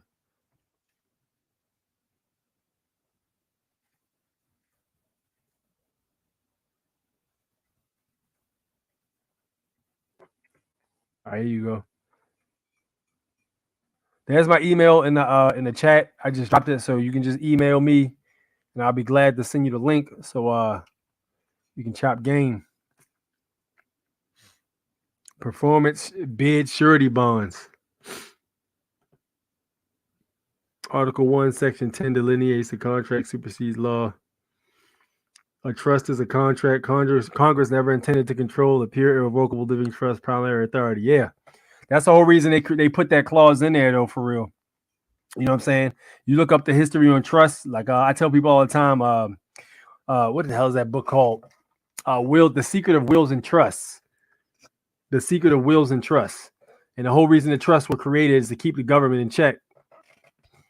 Keep the government from infringing on people's property. I have a question. Would it be unlawful or illegal to use the second date of the cert of live birth? Is that I don't know. I don't know. I don't do that, so I can answer that question, bro. I don't do that. Don't forget about understanding the post office UPS. The court admitted on the record that this is not a common law court. Yeah, they'll do that. They'll tell you that. Dun and Bradstreet number. They are bidding on your court case to lose trading platform. Cool. All right, no doubt. Yep. He's talking about the bid bond, I believe. Yeah, hit my email, man. All right.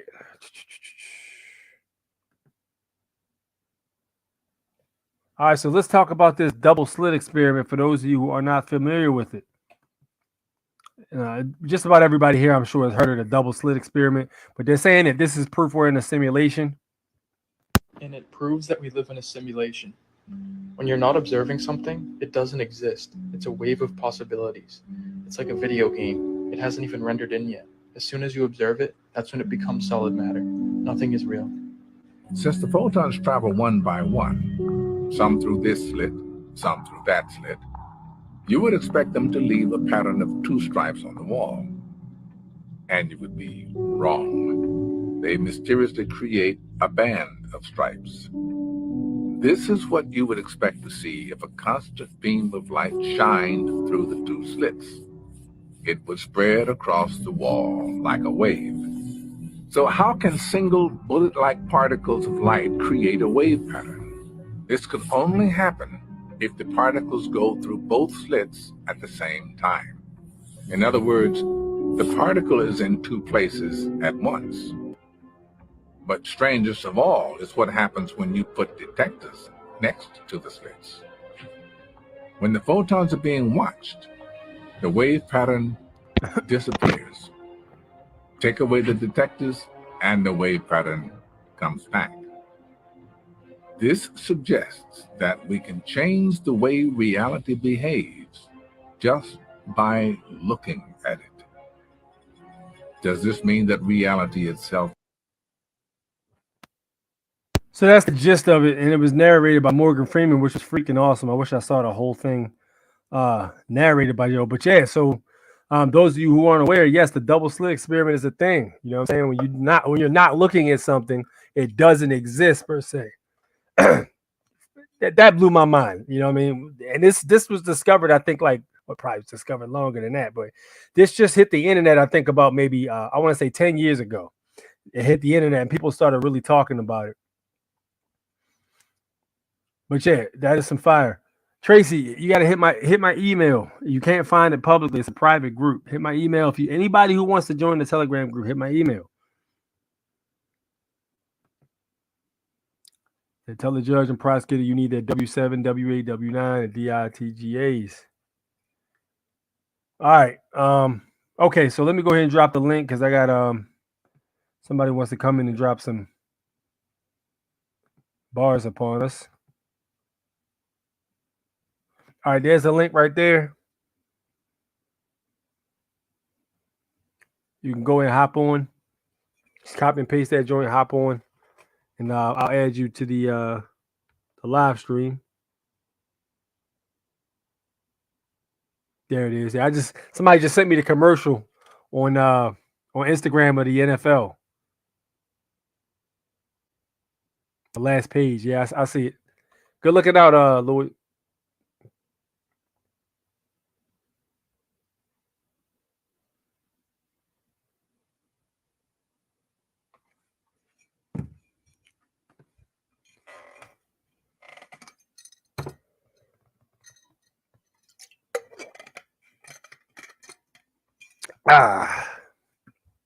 That's brisk, baby. Nothing like spring water, man. I tell you, all that good stuff you need in it. All right, Ugo, where you at, champ? You wanted to get on, man. There's the link. Slide through.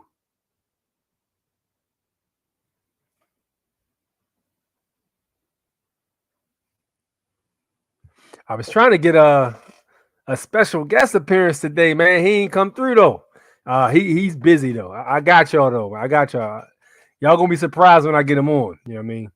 But yeah, I got y'all. I got you guys. I've been working behind the scenes. All right, Ugo. I see you trying to jump in, but you gotta turn your camera on. I can't see you. It's not gonna let me add you.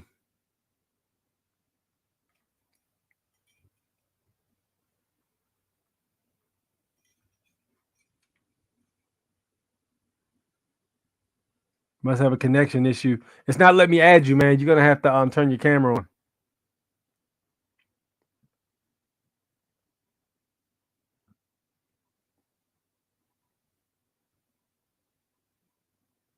Yeah, he having technical difficulties. But all right, we'll move on in the meantime.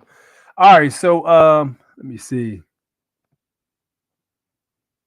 Go back and catch up on some of these other comments.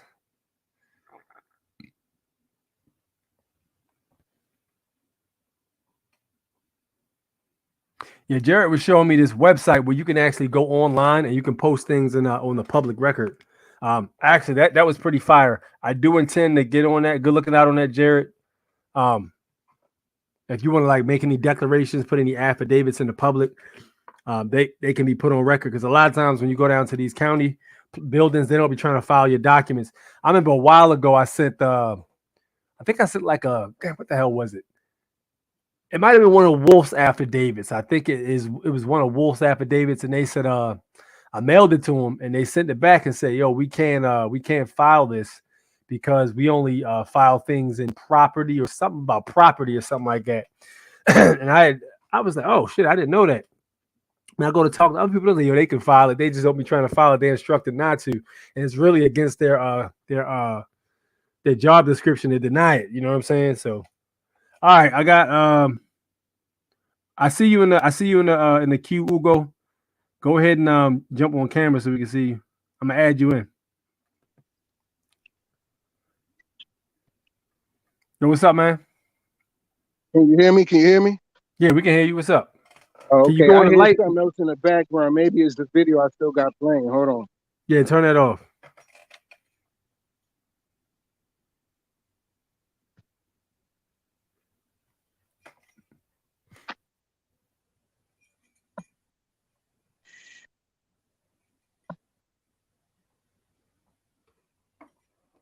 Can you hear me?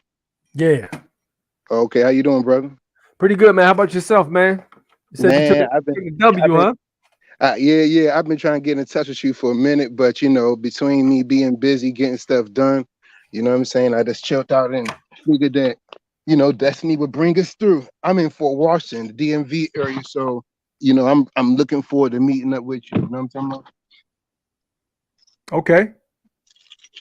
All right, so where do we start at? I guess I want to do something like answer that dude's question who was in the group chat talking about the.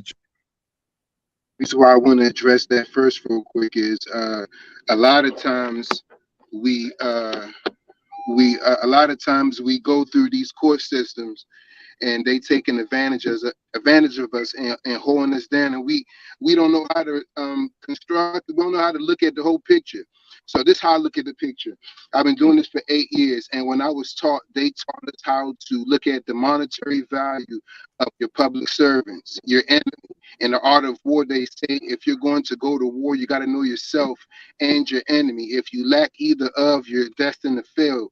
So when you look at these public servants, any of them who come up to you, you should be looking at them as far as what is the monetary value that's involved. You know what I'm saying? So if a police officer come up to you, you should be looking at when that nigga take your name, whoever it is. I don't care if Albion or Nubian nigga. If that matter of fact, the legal definition of a police officer legally, Black's Law Dictionary, is highwayman. So if y'all could take a look at that, that's in Black's all day. And a highwayman is someone who sits on the road to rob people. A synonym for highwayman is a footpad. A footpad is one who's on their feet robbing people. So we should not be calling these niggas police officers and none of that shit. They should be called highwaymen because they robbing niggas. They don't have probable cause in this case law that prove they don't have probable cause for them to even interact with you. Right. So you have to check the judge, and you got to be sturdy with your conversation and what you're saying. When the prosecuting attorney talks, like in Maryland, the competency to testify rule is 9-116 of Maryland's rule, and that's competency to testify, and that says that you can't give testimony on a dead man's estate. So that means prosecuting attorney is not supposed to be coming in there and speaking. But also when the prosecuting attorney loses the case, they got to pay for that case, for them charges. You know what I'm saying? So when you come in there with the 1099 OID, you're asking. Now what you do is you sit back and wait 90 days, because they usually wait like 90 days to send you papers. From the time they took your name, aka your estate, you should be counting the days. When it gets to 90, they automatically are in violation for IRS audit, along with the your heading should be the GAP principles, general accepted accounting principles. You know what I'm saying? Because that right there eludes all the laws that you're supposed to hedge your writ or your document with, to finish off the rest with the IRS and FDCPA, because they're all acting as debt collectors. So that 1099 OID opens up the case in such a way that now they got to put all their financial information on that, and they got to file with the IRS. They can't file with the IRS no more because it's past 90 days, and now they're in violation of $50,000 per violation, and they're usually violating like 10 or more violations. Damn. So When they're supposed to use a 1099A when they first interact with you. This is the police. They're supposed to, all of them. They're supposed to fill out them 1099As, and if they got a broker, a 1099B, and a 1099 OID, that automatically sets them up. But the prosecuting attorney is acting as a debt collector, so the FDCPA governs all that they do. And if that judge is jumping ship, then that judge, you need a notary's protest. Now, earlier in the chat, I meant to put letter of rogatory. That's how you stay in honor, but fire your lawyer, because then you will bring your to the fake ass lawyer your status. You know what I'm talking about? Of your from your trust. See, the trust don't play. Once you do the proper things with the trust, then the trust automatically takes care of everything once you advocate it. You know what I'm talking about? Are we talking about secure party, or are you talking about something else? Well, I'm talking about, I did the secure party process already, but I'm talking about the trust. The trust really is all I use in most of those situations. The trust to get you, as long as you stay in the honor with clean hands method, the trust to get you, away from anything, because you got the right to contract. When you do that trust properly, you are now foreign to the statutes and regulations by law, not by opinion. You know what I'm talking about? So all that, the worst they could do is take you to jail, but the judge is gonna get you the fuck out of there, because he don't want no parts of what's about to come down to the system. So you gotta be ready to audit them, and your trustee is supposed to audit their ass. So let's say I'm a trustee over your trust, and you get in some trouble, whatever. I come in there and tear their ass up. I bring them 1099s in there, and the audit. I got an audit that I just put in the court, but that audit fucks them up real bad. Yeah, I was gonna ask you. So when you do that, right? Do you actually put that in on the court for the public, or do you send that to the judge's chambers for the private, or do you walk in with the forms in your hand and say, "Yeah, I'm here. I need you guys to fill these forms out," type deal? Or is that something we don't want to talk about? Listen, I don't know. You could talk about it. We could talk about it. There's other things I won't talk about here, but I'm gonna tell you, we could talk about that.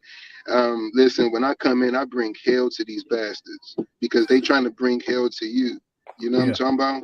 So instead of me trying to whip their ass and fuck them up, nah, knowledge is power.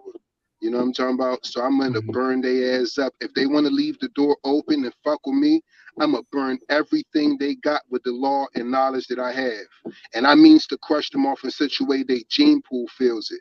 So if I gotta put it on public or in the judge's chambers, I'll put like for instance the notary protest, when the judge acts stupid, you put that shit on public and they ass off the case. So you put all the violations in and get it notarized and put that shit in on the public. I just put my audit in on the public record, and as trustee. See, they try to say as trustee you can't come into court because you're practicing law or you're not a lawyer. As trustee, according to party of interest, which every jurisdiction have its rules of procedures, trustees are allowed to put in cases, answer cases, and all that shit. So we at a different higher level than the lawyers. And then we don't have to follow their rules and regulations. So all this shit, all this stuff they talking about, oh, you violated this statute and that, they first got to check their jurisdiction. You got to pull their card and let them know what jurisdiction. And that judge, no judge should be acting funny.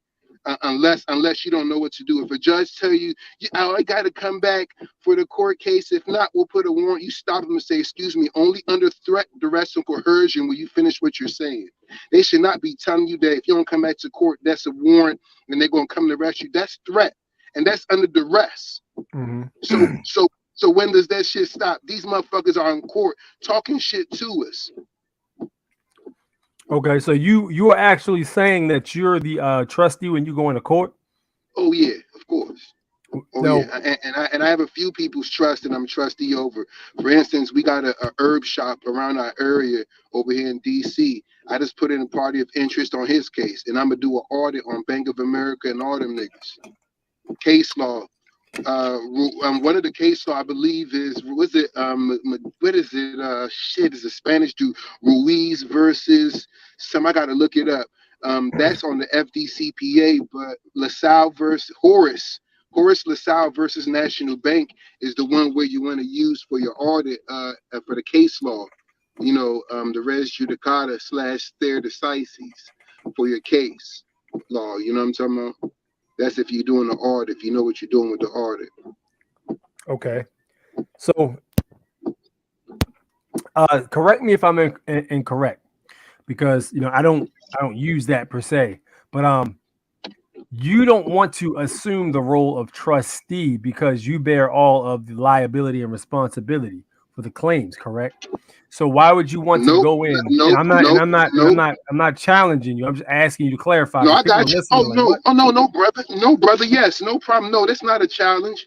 Listen, I got case law that proves everything, so it's never a challenge with me. I respect it because it's a question, and I have to have an answer if I'm going to come up here and speak like I'm speaking. So what happens is, yes, we are in charge of paying the bill. That's it. The trust takes all the impact of surety or fiduciary. You see what I'm saying? So the trustee does do nothing but pay the bill. So if they talking about you paying the bill, you can write on a piece of paper a negotiable instrument if you know how to administer your estate properly. I've seen somebody do that before. No, I just had my shit in DC court. I did it in Baltimore. I made my own money order and I brought that shit into court. Now they try to say HJR 192 is repealed, but you look at public law 48, 73. not 48, 112, and that'll get you where you at. Plus, you gotta look at the UCCs. You know what I'm saying? Negotiable instruments, Article 3. But then Article 9 governs some of Article 3 if it goes over a 9-month time period. It turns into a security. So like you got to be on your shit so you can be able to support that money order or that negotiable instrument that you're handing out. And you really got to know what you're doing. So let me stop talking about that money order, because there's certain things that I do on there that I don't give I don't tell people about. It stays reserved. So one has to go and do their own information on negotiable instruments. But yeah, don't nobody be in there just trying to create money orders and bring them to court and be like, hey, that didn't work. Nah, know what y'all doing with that shit, because exactly. Yeah, I bring in the court and all that shit, so they can't talk that shit to me. Whoever is at rebuttal or at denial with what I'm saying, I got case law to prove it. So ain't no denial, rebuttal. Put your money where your mouth is so you could lose it. You know what I'm talking about? So I don't allow nobody play them type of games with me. Like I was at the temple around what northeast side last weekend, and they was trying to tell me only ecclesiastical law. I don't need none of this. I said, man, tell me I don't need none of the stuff I'm talking about. That time of brainwashing is over. You can't get that shit twisted with me about ecclesiastical law. That may work for you, but my shit question mark. You leaving stuff on the table when you don't do that audit. Every case you do, you're supposed to do an audit on their ass on taxes. Look at United States Code Title 31, subsection 3713. It says the United States priority is taxes. Yep. Yeah. Yeah. Oh, but listen, peep game though. Article 7 of the United States Code, subsection 136, parentheses, lowercase d, states that United States citizens are animals. Word, yeah. I like saying legal fictions or entities or whatever, but shit, animals works too. They can't own any property. Yeah, exactly. These niggas is tripping. So why would you want to be a citizen and stand up and say you a man? Nigga, you not a man. You a ward of a state. You roll over when them peoples come. Yep. That's simple. You know what I mean? It takes a whole lot of resolve and guts to do this type of thing, man. It's not for everybody. You know what I'm saying? That's why I told people earlier, you don't think you just getting a passport. That's like the first level. That's everybody's introduction to passport. Oh yeah, I can bear arms without a permit now. You can do any of them things without the permit, but it's going to be a fight ahead of you. You know what I'm saying? Because they're not just trying to hear, I got the right to do this or that and the third. They're not trying to hear that shit. So if you ain't on that level, don't be just out here moving any kind of way. You know what I mean? Yeah. 100%. DWM support says Goy is them people that run this country. See is Goyim. Yeah, 100%. Goyim. Yeah. Yeah, the Goyim. Yeah. Let me see. Prosecutors have no first-hand knowledge of anything. Everything they have to say is hearsay. That's Trezzi versus Pagliaro. 100%. Yep. He speaks facts. So he's spitting some heat. What's the thought on IRS Form 211? Frog Dog asks. The form 211 is what's that? The fraud form. I forgot what that is. I think that's the fraud form. Like a 4939 form is a fraud form too. I believe the 211 is a fraud form. If y'all could look that up and remind me, I haven't used it in a while.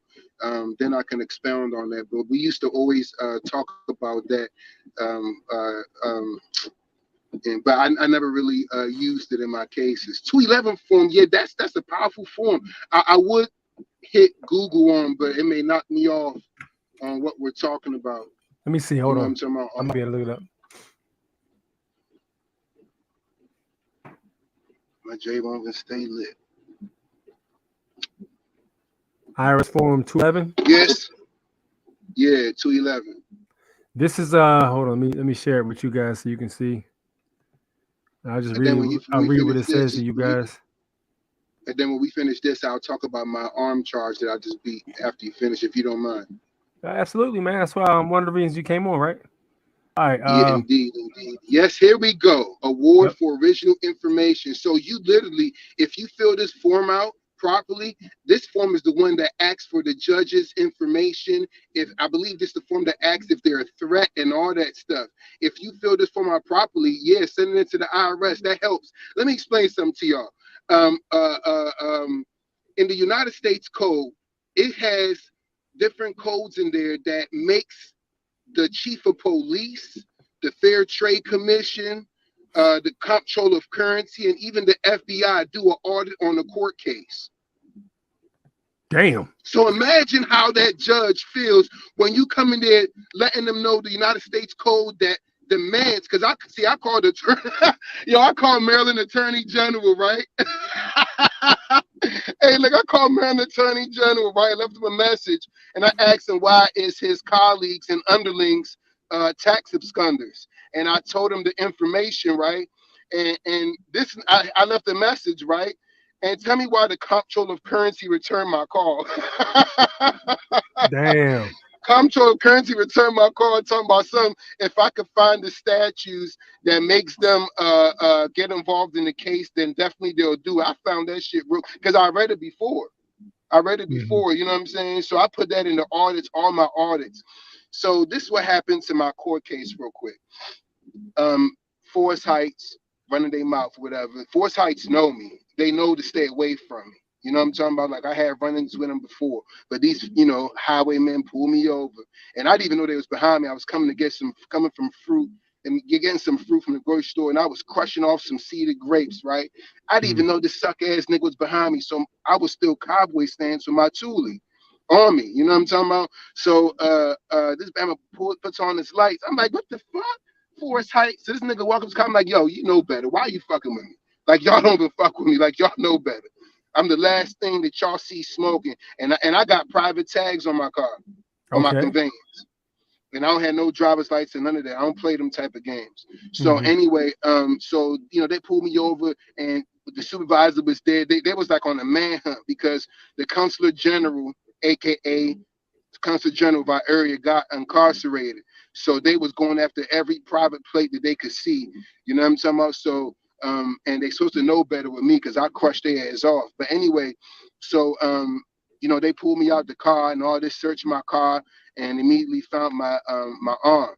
So I was letting them know, hey, I got a contract on that.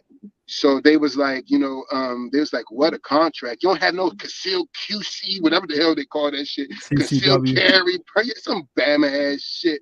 I was like, man, who you talking to? But what the hell is that? Why would I want a contract with your corporation in order for me to enforce my rights? What is wrong with you, man? Exactly. Like you got this shit twisted. I said, it's not going to stand in court. He said, well, see, you don't have no license. He said, oh, man, he got an extended clip. Oh, it's full, too.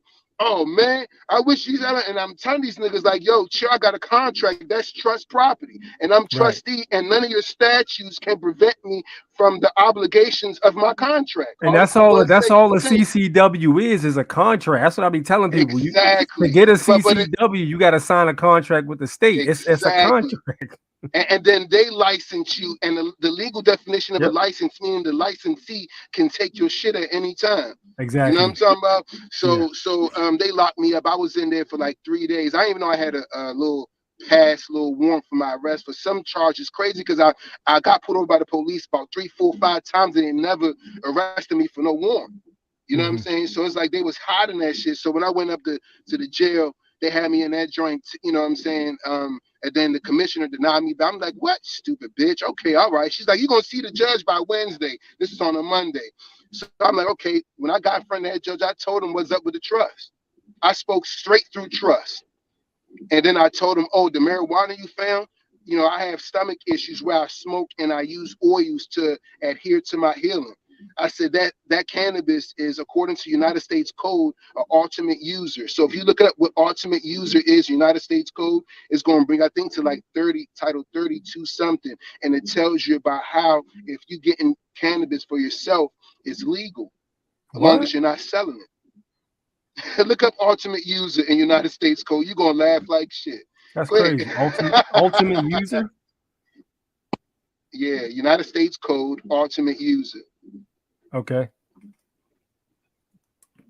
Yeah, so the judge's like, hold on now. I don't know if you want to, you know, you're on record. I don't want you admitting to it. I said, oh no, you good. I'm keeping it real with you. That acid and is decriminalized in Maryland, and it's under Right, it's been 17 grams decriminalized. Exactly, but on July 1st, they legalized it in Maryland. So what happened was the judge, the judge said, before I PR you, he's like, before I PR you, I just want to know if you could just stay away from guns and weapons while we hear this case. I said, sure, because I know how to sign a contract. You see 1-308, all threat, without prejudice, because, you know, you can't take a right away from me. You know what I'm Unless saying? you And I got contract with 'em. copyrights and I circled my R. But I killed the contract with the way I signed. You know what I'm saying? So anyway, I was going through the case and but I told the judge, I said, you got an IRS obligation in 90 days to file your taxes, or else I'm have to file them as trustee. You know what I'm talking about? And that judge heard that shit. Guess what? They had the court case on the 30th day. They wasn't playing it at all. They didn't let it go to the. Hey, listen, guess what? I came in that joint. I came in late, so my students was like, "Yo, he's coming." So they respected it, right? When I came in there, they finally called me up and I started talking to the judge. I was like, "May I speak?" She was like, "Well, give me a second. Give the prosecuting attorney a second. She may be trying to drop the charges, dismiss the case. We don't know. So just please give her a second. Let her speak." So I'm like. You know, the attorney general was like, yeah, agreeing with her, right? So I'm like, and it was an older lady, right? But I was gonna burn her ass up. It didn't matter. So she started dropping them charges, and the only thing they stuck with was the marijuana charge. Mm-hmm. And then they took that to a misdemeanor, and said that the circuit court once drops all charges, that it's going to be the district court that has to finish whatever. So I was like, okay. So I was like, may I speak now? She was like, yes. So I said, I appreciate the state acknowledging their place. That's how I told them. I appreciate the state acknowledging. Now listen, the courtroom was full, so I was kind of surprised. They let you go first. Why did they do that shit? That's weird. Yo, they slipping. I know the other judge had told her about me because the way she conducted the case, but they must have thought that I was bedazzled because the way they know proceed the other charges. And I'm like, I'm not tripping. This some fuckboy shit, and I'm about to burn y'all ass up with it. So the judge said, yeah. So I started burning her ass up a little bit. I was like, it's not only about these charges. It's the fact that them highwaymen, and I read her the definition of a highwayman. You know, I'm talking about the legal definition. I said, what y'all call or know as police, they continue to violate are in violation. I said they have no probable cause. I just ran down the list of the IRS audit and everything, and motherfuckers in the court was like, oh shit, what the fuck? And so I got the case recorded too. I don't play that shit. But anyway, so okay. So the judge was like, the judge stayed quiet while I was talking my shit. And then I was like, furthermore, I don't see how you guys have jurisdiction. You know what I'm saying? And so I said, well, explain, can you please express to me how you have jurisdiction? She said, I just do. And then close the case, right? So I was laughing, right? I was laughing because she act like, anyway. So I walked out of the courtroom and shit, you know. So now when the district court came, guess who came to the case? Guess who judged the case? The same lady who was at the circuit court came down to hear my case again. Weird. Okay. And that's what I'm saying. I'm trying to balance it out in my brain. She came from the circuit court to the district court. They was not letting nobody else get burnt with this shit. And then the police officer came like a dickhead, like as if he was going to do something. I was real happy because these niggas love to blame it on the fact that they didn't come. And these suck ass niggas thought these charges was really going to stick. So everybody went, everybody went, you know what I'm saying? And so I told one of my students, run upstairs and go and print off the audit, because seemed like they want to play games, right? So she called my estate. So when she called my estate, she was like, I hope I didn't mess up your name. I said, no, ma'am, you just didn't add Ali at the end. She's like, okay, no problem. I'll get it straight and get it corrected. I had 2 books. I had Corpus Juris Secundum and Black's Law Dictionary. Then I had the audit papers, right? And I sat it down on the table. As soon as I sat it down, she said, case dismissed. Damn. I looked at her like mouth open, like, hold on. She saw the audit papers, so she didn't see it until you had them in your hand. Hey, I'm talking, as soon as I put my shit down on the table, case dismissed. Nice. Yo, and then listen, I'm really sick of these motherfuckers not letting me talk, because I know I could kill them with the shit that I got. That's not a problem. I'm trying to burn their ass up. Y'all playing games. I want y'all to fear me, so you never ever, when you see my estate on your paperwork, you slap that motherfucker who put my name on my estate on your paperwork. Right. Because every time you do, I'm gonna dig in your pockets. Yeah. They said that's what you got to do. Basically, you got to show them that it's not no free lunch. Basically, they leave you alone. It's a damn shame you got to go through all that just to get your rights. You know what I'm saying? Exactly. And I went back to the punk ass police station, got my toolie back. Now they ain't give me my bullets. they probably use that shit for themselves. Man, that's what I was thinking about. I'm like, they probably ain't got the caliber I got, so they probably used to the 9s and shit like that. You know what I'm saying? So they had to give me all that shit back. Oh, he was pissed. Yeah, they're gonna be pissed when I close down a police station. You know how much shit I'm bringing? Man, I'm gonna fuck them boys up, man. What'd you do about the address situation, bro? My address? Yeah, the address. What did you do about the address situation? Did you change any of the because you've had a license before, right?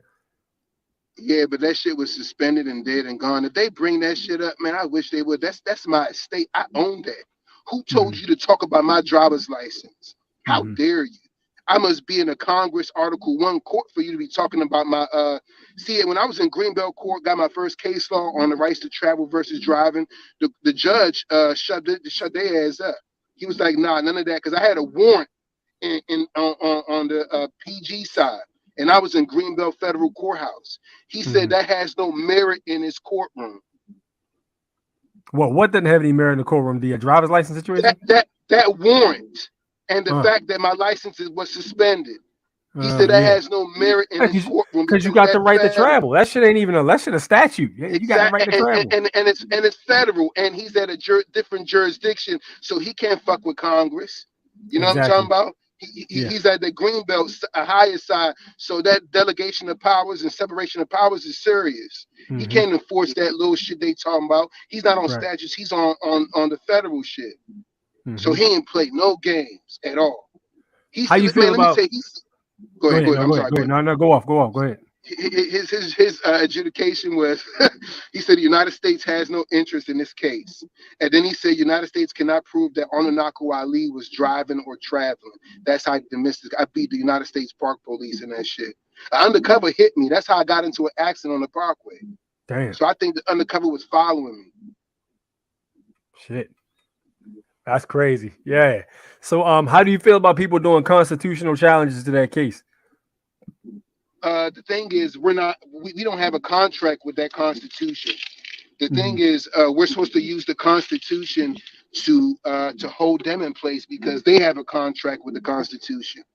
Right. And that limits them for the shit that they got to do. I hear a lot of Moors talking about, enforce the Constitution. Yeah, you're supposed to enforce the Constitution, but don't act like as if you signed that fucking oath or a contract to be a party of that Constitution. You know what I'm saying? So, like the case you put, Marbury versus Madison, 1803. Yeah, that's a good case law. Folks need to write that shit down. That One of shit's my like favorite, a treasure man. book. One of my favorite, bro. Like that's one of my go-tos, man. You know what I mean? Like, it's fire. Yeah. What about, what is it? Ware versus Hilton? Which one is it? Ware versus Hilton? That talks about the supreme law. I mean, treaty is the supreme law of the land. And there's so much case law that I got that rips these fools apart as far as probable cause, no license, driving without a driver's license, is no plates. It's not it's not probable cause. So these niggas ain't supposed to be pulling us over, like Oath through Wallace, who just got guilty, and Grandmaster Jay. I try to reach out to them, but they think that we tripping on the shit that we on. The point is this: these niggas are getting adjudicated on statutes. If your status is not in alignment with those statutes, Article 3, Section 2, that's the constitutional challenge right there. Article 3, Section 2 of the Constitution, because that's diversity of citizenship. They're not supposed to be adjudicating you in them smaller courts. Yep. You know what I'm saying? That Congress court. So all you have to admiralty, enforce man. that shit. Yeah, exactly. Just like they say quasi-criminal / civil, but it's really all civil, but it's really all a tax case. Yep. It's really all tax. It's all money. It's all monetary. Those charges. Exactly. And they're bankrupt. So they absolutely can't make you pay something. Yeah, they can't make you can't pay something anything. and go to silver. Exactly. So if they file them taxes properly, you won't have a charge. You know what I'm talking about? So yeah, 100%. So anybody got any questions for my man Ugo here? My man's dropping some heat on you guys, man. Some heat. A man says the only way we can enforce let me start over. The only way we can force the government to comply with the Constitution is we need enforcement. I know what you're trying to say, and I respect that. Government would not correct itself. Let me say something about that. There's some of these founding forefathers of this country says that freedom is expressed individually, never aggregate. The definition of aggregate, you gotta cast your spell yourself. Yep, that's what I'm thinking. So other people can't enforce it for us. So we have to enforce it. But we have to clear the table first of all the BS that they, all the contracts or presumptions of authority or trust that they think they have. You got to clear all that stuff in order for you to be in honor to govern your own estate.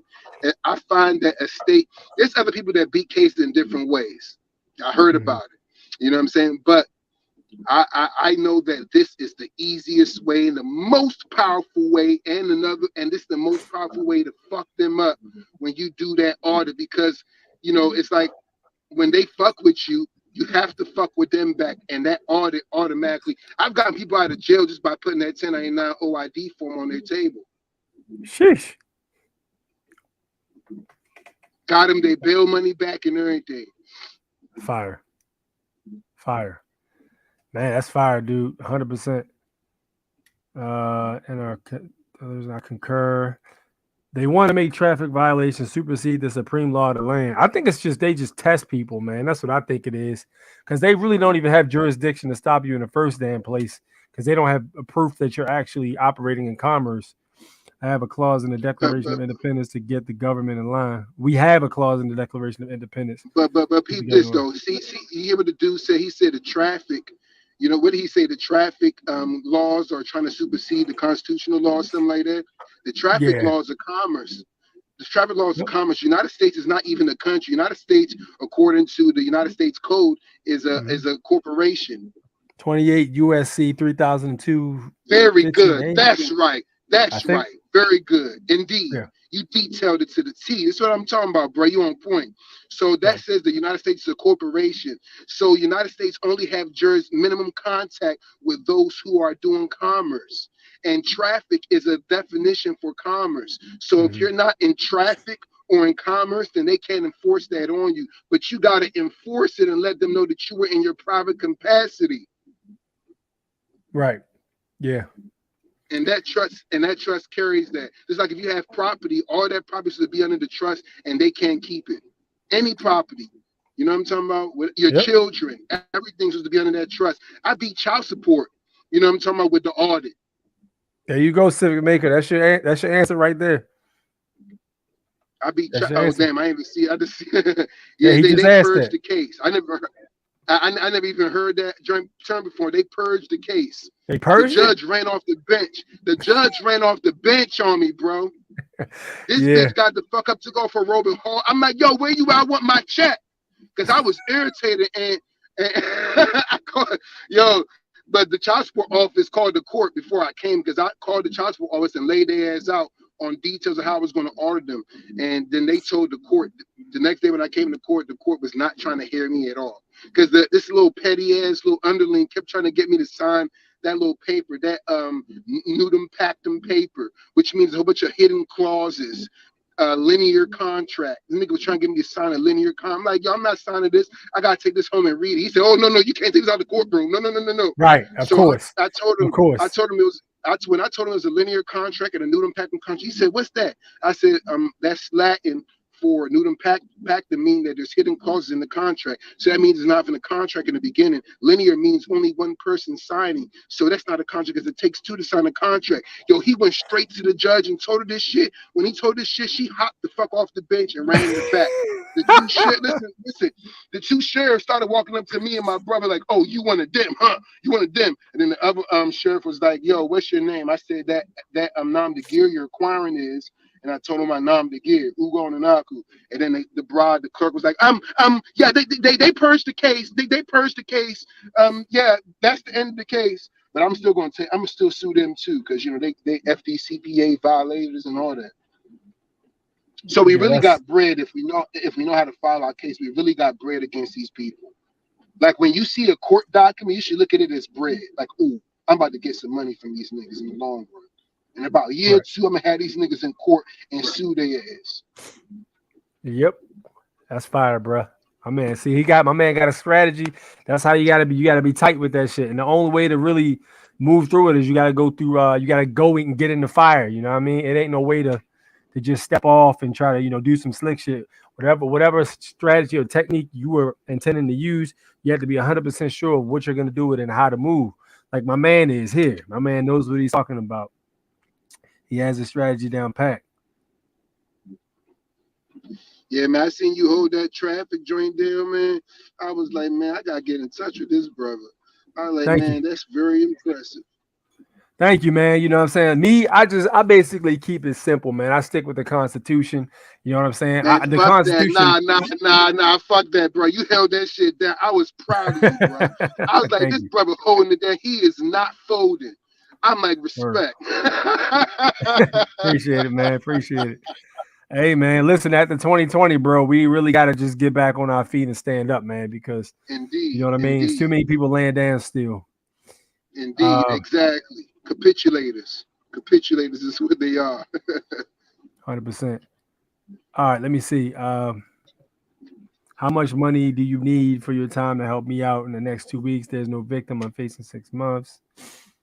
Are you in the I'm gonna send you the Telegram group link, Ugo, so you can jump in there because a lot of people are gonna be having questions for you after this. Feel free to jump in and monitor what's going on. I'll be happy to Are you gonna email me that? I'm doing it right now, as a matter of fact. But continue with your story though, man, while I'm doing this. Man, listen, I just tell them I have heaven at my feet and hell at my heart. You know what I'm talking about? Because they giving us hell, so I got to give them hell, the best hell I could give them. You know what I'm talking about?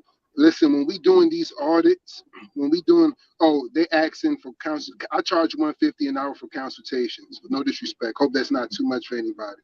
But anyway, as far as when we are like when you learn this information is so powerful.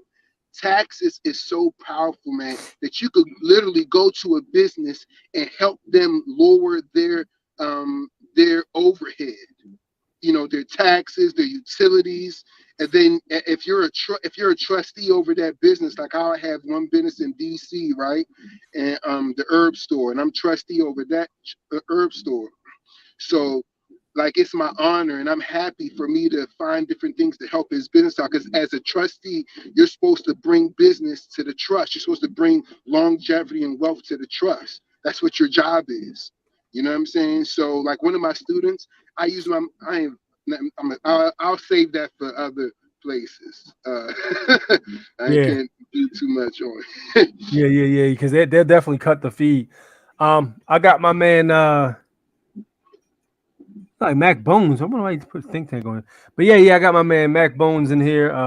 We gonna be on for a little while longer. I'm about to get off. I'm not trying to do like 4 hours tonight. But what up, Mac? What's good, champ? Well, I just like to say the reason why I put the thumbnail think tank. There's been some like people, especially American Negroes, that say I think too much, and it's pretty ironic that those that say that you think too much are those that don't think enough, especially about serious situations. Now, when y'all was talking about the law and everything, according to the Osirian myth about the story about how Heru defeats Set, Heru defeated Set with the very laws that Set proclaimed and established. Wow. So when we dealing with these legal embassies, because when you're entering the courthouse, you're entering another country. Because the way that they set up these U.S. embassies worldwide is also based on how they set up the courts and the court system. So when you're up there entering the courtroom, you're dealing with a different culture, different language. Yep. Other than English. Yep. So legalese. Yeah, legalese. That's right, legalese. You're right about that, brother. Because the thing is, the first book that you need to read to understand legalese is the Black's Law Dictionary. That's the first book you need to read. Amen. Yes, sir. Yes, sir. Yep. And it and also the thing teaches you thing Latin is, a little bit. you can download it. It also You can teaches download the book Latin. on Kindle. I mean, the thing is, Yep. you can even download Oh, the book really? on Kindle. Yeah, you can Oh, download the book really? on Kindle. What edition? What edition can you download off of Kindle? I mean, the new Kindle edition on Amazon. I mean, because what they've been doing, Gotcha. what they've been doing, all these books that they've been dealing with, like the Black's Laws Dictionary, they even have an edition of where you can even download the Kybalion by the 3 Initiates on Kindle as well. Yeah, everything is online, bro. Yeah, about the 7 Principles of Truth. And then look. Mm-hmm. Let me say this real quick, and I'm gonna shut up so you can finish. And the Black's Law Dictionary in the beginning, they have a code of conduct in there, and you could use these code of conduct to hold these public officials in line. Yes.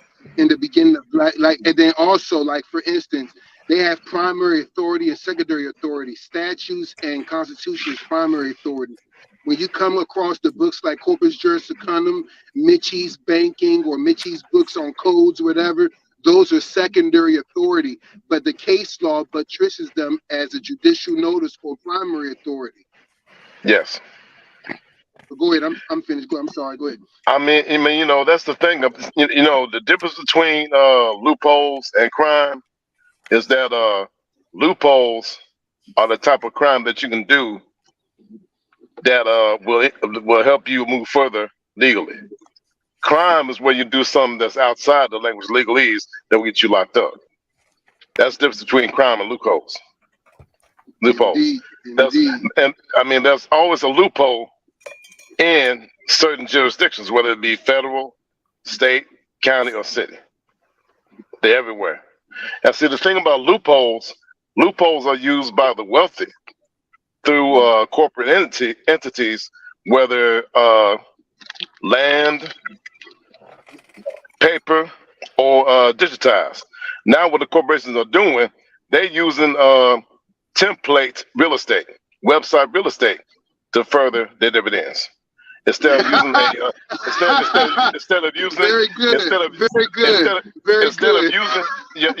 see what they're doing, they're using template real estate to further their own expedient increase of percentage and dividends now. Can I say something? Are you Go ahead. talking about as far as them registering their company out of country so they could get better tax outcomes on their corporation? Is that what you're talking about? See, what I'm saying is this: they're able to do it domestically and internationally. Very good.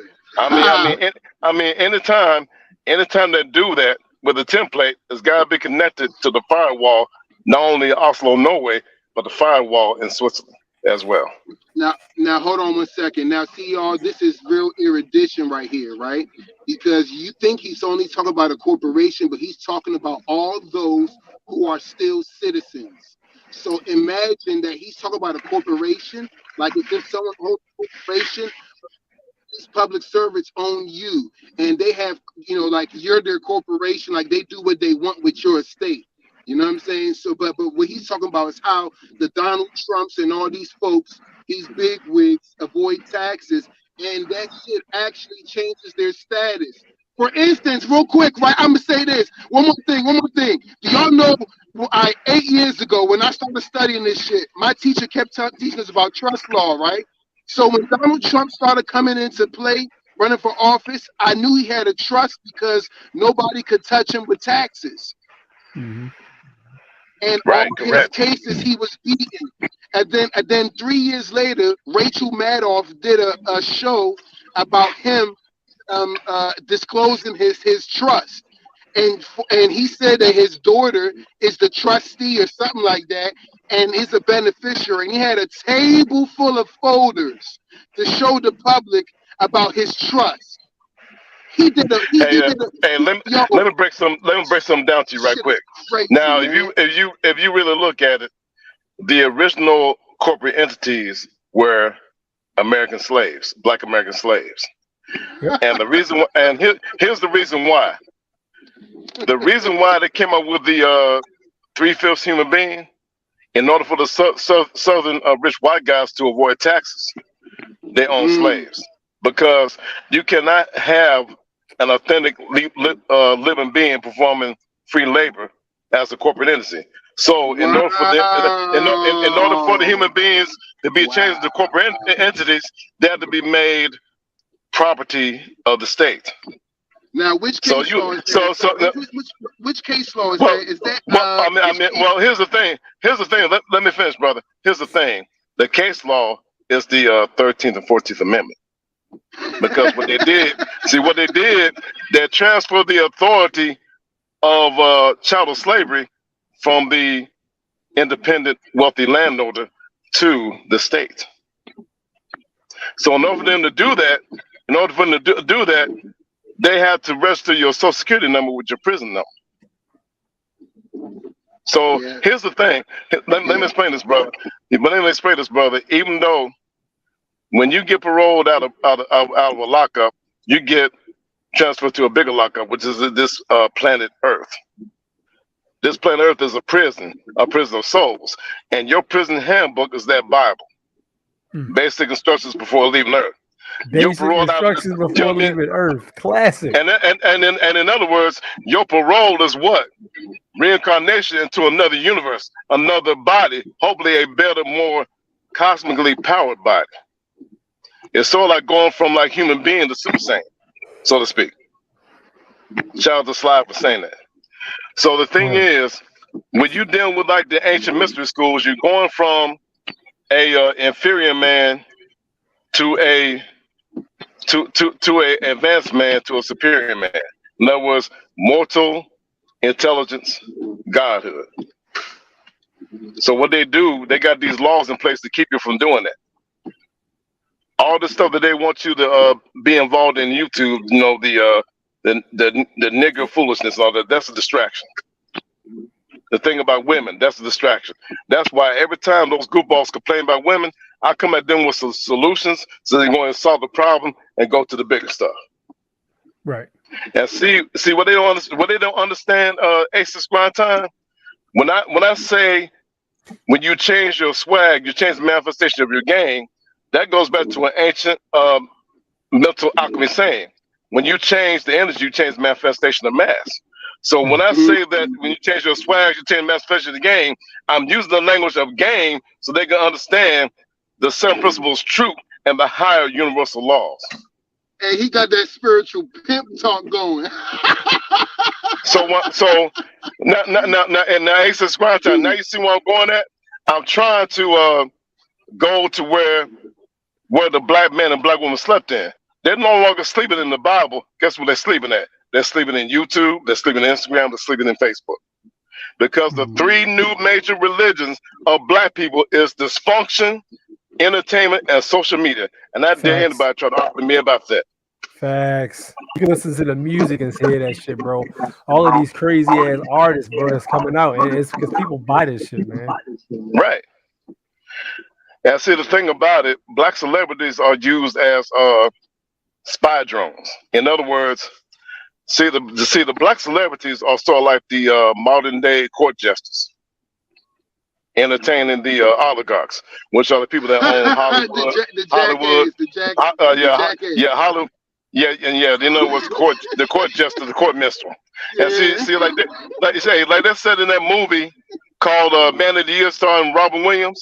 He said that the court justice does not determine the kingdom's policy. Right. So the reason why Robin Williams ran for president was as a joke, a satire. He didn't mean to be about to be elected. You know what I'm saying? Right, right. Because if you look at the movie, Laura Kenner played this mathematician, this statistics expert, where this dude changed the algorithm in the voting machines to give Robin Williams' characters more votes. And if he would have shut up, he would have won the election. But he didn't want to become president anyway. He just wanted to make fun of folks. Like he said in a certain scene, well, I didn't have sex with a woman, but I did want to. You know what I'm saying? So, so in other words, if you look at politics is the art and science of influence, leverage, and power, the art of the kingmaker. It is the kingmaker who has the real power, not the king or queen. Mm-hmm. So if you look, so who's the one that makes the kings of Europe? It's the Pope. Without the blessing of the Pope, you won't become king. Now, when you look at the Lord of the Rings, the original people of power that blessed whoever's going to become king and queen was what? The wizard, Gandalf the Grey. Aragorn had to be blessed by Gandalf to become the king of Gondor. Real shit, though. Yeah. Aragorn had to be blessed both by Aragorn had to be blessed both by an elf and a wizard to be king. That's why Legolas was sent by his father to Aragorn. Because when you read the Lord of the Rings, Aragorn's bloodline goes back to the original elf, Elrond's brother, who decided to become human to start a bloodline to form an alliance with the elves. So guess what? King Elrond is Aragorn's ancient ancestor. It's sort of like American Negroes. It's sort of like American Negroes' ancient ancestors being the Anunnaki and the Neteru and the Thunderbirds Gachinas. Here's what I said in Facebook a long time ago. What people call God, I call family. That's what fire. People call God, I call family. Fire. That's some heat. Don't get playing it in that. That's some heat, bro. Man came on here and schooled us real quick. Listen, man, we could go all night, bro, but I really got to get off of here, man. He done came on here and schooled our young asses real quick, huh? Hey, I'm not mad at it either. I'll be here to learn. You feel me? You used to be here every week, man. Where you been? Hey, Six. Before you go, I was wanting to ask you something. When I changed my driver's license in Texas, would it be best to use the address of my workplace instead of my residence? I never like to tell anybody where I lay my head, to be honest. I like general delivery, man, to be honest. Now, general delivery is where you can use the address of the place where you work at as your address, right? Nah, general delivery. Let me cover that real quick. How are you signing your signature on your driver's license? I just signed it the way I was taught to sign it, with cursive, All right, so real quick before you speak, real quick, brother A6, Noble, if you don't mind, when you sign, right, when you write your estate or your nom de guerre, your name, you write your name, right? On the bottom, you put authorized representative. On the side of your name, you put a R, a capital R, and you circle it. That's reservation of rights. Authorized representative means that you are authorized to do on that estate as you please, to sign that name, because you got the birth certificate and social security card to prove it. You know what I'm saying? So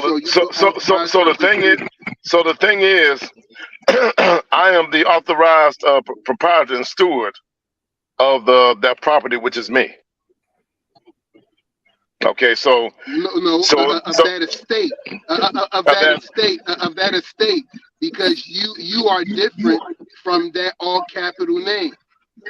Right. And you have to separate that, because whenever you come into court, they could only face that all capital name or the trust that owns that all capital name. So you need to start doing that in that manner. But all right, so listen, I'm not finished yet. When you circle the R, and you also put without prejudice at top of your name, without prejudice, and then you put UCC 1-308. UCC 1-308. So when I sign the driver's license, I will put above my signature an R with a circle around it, right? No, you would put at the end of your name. You at the end of my name, R. You would put the capital R and circle it. Okay. So at the end, now, do I put a hyphen at the end of my name, then the circled R? No. Just put the capital R. Oh, so in other words, right after the last letter, my last name, just put the R circled, right? Yeah, separate from your name. Just put the R circle. Okay. I mean, you can do that, or you can just keep it simple, man. This is what I do, bro. Depending on what I'm signing, if I'm signing like a check or something, over top of my signature, without prejudice, without recourse, always, and then drop your autograph underneath it. If it's something like a driver's license or something, of course, you can just do UCC 1-308 without recourse, and then you can drop your autograph underneath it, or you can just put it next to it. It just has to be there to reserve all of your rights, basically, while you contracting with these people. So, like I tell people all the time. So in place of the signature, in place of the place where I put the signature, I put the code, right? Nah. You put the you can put the UCC 1-308 over top, or you can put it next to the right of your signature. And then so So UCC 1-308. UCC 1-308. UCC 1-308. Okay, I got you. Yeah, and let me drop something else on y'all head. One more thing, because I gotta drop this info on them.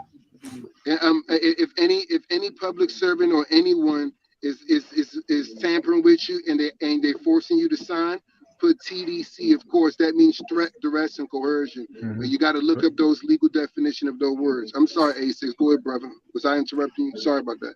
All good, Chairman. I just wanted to cover this general delivery because he was asking me about the general delivery. So what's weird is I can't find the post office's, the U.S. Post Office's website page about this specific topic. It's almost like they're hiding it now. But I found this one. So, all right, what is general delivery service? The general delivery service is provided by USPS and has been around for a very long time. It was originally started because many people didn't have fixed addresses and instead would go to their would get their mail from their local post office rather than having it delivered to their home. This predates the current system where a mail carrier brings your letters to your door. Over time, the use of this pickup service has significantly decreased, but it is still very important and useful if you need to have use of it, basically. A lot of people in a whole variety of different circumstances utilize this service. All right, so you can read into it more, but basically what you would do is you would just drop general delivery right there where the address is. So, for instance, let's say it was Camden, New Jersey. God forbid. You basically drop Right. general delivery, Camden, New Jersey, then the zip code, and then you put your name over top of that. So that basically, anytime they want to send correspondence, they send it to the post office. You show up with your passport or your driver's license or whatever, and you pick your mail up. You can actually put general delivery on your driver's license too. This basically protects your privacy. You don't want people knowing where you live at. So or where you live. what I can do is just when I sign the driver's license, I just put the words general delivery above my signature, correct? No. You would basically change the address. When they ask you for an address, you would put general delivery, basically. Okay. So what I can do is like when they ask for the address for the driver's license, I just put general delivery, right? Right. Find out whatever post office is closest to you and make sure they receive general delivery. You can check by going right on the website and finding out which post offices receive general delivery. Whatever one's closest to you, you can actually use the general delivery for that one. That means anytime they want to send you correspondence, it'll go to the post office, you go pick it up. You can't leave mail there for beyond 30 days because they'll end up sending it back. But don't let them tell you can only use general delivery service for 30 days at a time, because that's complete horseshit. We covered that extensively last year. So you can use it as long as you so want. all I gotta do is just look up the nearest post office in my zip code, like zip code 75235, and then look up the post offices in that zip code to handle general delivery, and go from there, right? Yep, and then you can basically any of your credit cards, any of that stuff, you can get the mail going straight to the post office and just pick your mail up. I like to pick mine up twice a week. So the motor vehicles ain't gonna try to give you a hard time, because you know their rules and regulations is to be to have a physical address, right? Well, check this out. Right? What about people who don't have a physical address? They still got to drive. Let's say somebody lives in a mobile home, or not a mobile home, but a motor. What is it? What are those things called? RV. And let's say they just travel. Yes. Right. They still got to have driver's license to travel, right? Exactly. So what you would basically do is change. You can actually do it right on the website too. Your state jurisdiction has a website. You can just change it on, and that basically puts another layer of privacy. That way, when police are looking at your driver's license, they don't. What the fuck they need to know? You can't ask them where their address is. You know what I'm saying? You don't know where they live. You can't ask the judge where they live. They're not going to tell you where they live at because they don't want you to know. You know what I'm saying? There you go. So I can do that through the legal vehicle general delivery. Yeah, you can go right to the. You can do it on your insurance. For your car, you can do it on your registration for your car. You can do it on your driver's license. All of them documents that ask for an address. I don't even listen, bro. Anything that asks for an address, they either get rural free delivery from me or general delivery. That's it. I don't do all that extra stuff no more. You know what I mean? Because there's too many ways. People can do identity theft too. They can do identity theft on you. There's too many ways, man. This is so the thing is when you put general delivery. When you put general delivery on that address thing, since they don't know your address, they can't copy it or use it to defraud you. Exactly. But it also proves that they don't have jurisdiction either, because they use your address to get jurisdiction. because in order for them to have jurisdiction on you, they got to know where you are. And if they don't know where you are, and if your address is general delivery, which is transient. Yep. That's why they don't like transient people, because transient people go from like place to place. Yep. They're not stuck in one place. So that's the whole if you're not stuck in one place, cities. They can't put jurisdiction on you. Cities. Yep. Right. People have too much freedom. You know what I mean? Statute That's codes. what I'm talking about. Erudition. That's what I'm talking about. And even if your shit is suspended, bro, you should still be able to get on the website and just change the address. You know what I'm saying? And because the main way to get jurisdiction basically is verifying that you live within the state of, and we all know the state of anything is a corporation. So you shouldn't be identifying as a legal fiction anyway, but it's an extra sheet of protection. Basically, it's not an end all be all. You know what I'm saying? And then check this out: the courthouse cannot send mail to general delivery because there's a separation of jurisdictions. They can't send any correspondence to the federal territory. That's called mail fraud.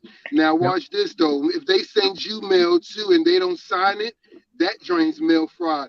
But what my teacher taught me though a few years ago was that stamp that they have shows the fiat. It shows it has a monetary value that if you actually you could put that on your 1099 OID too and get them niggas in trouble for sending you mail.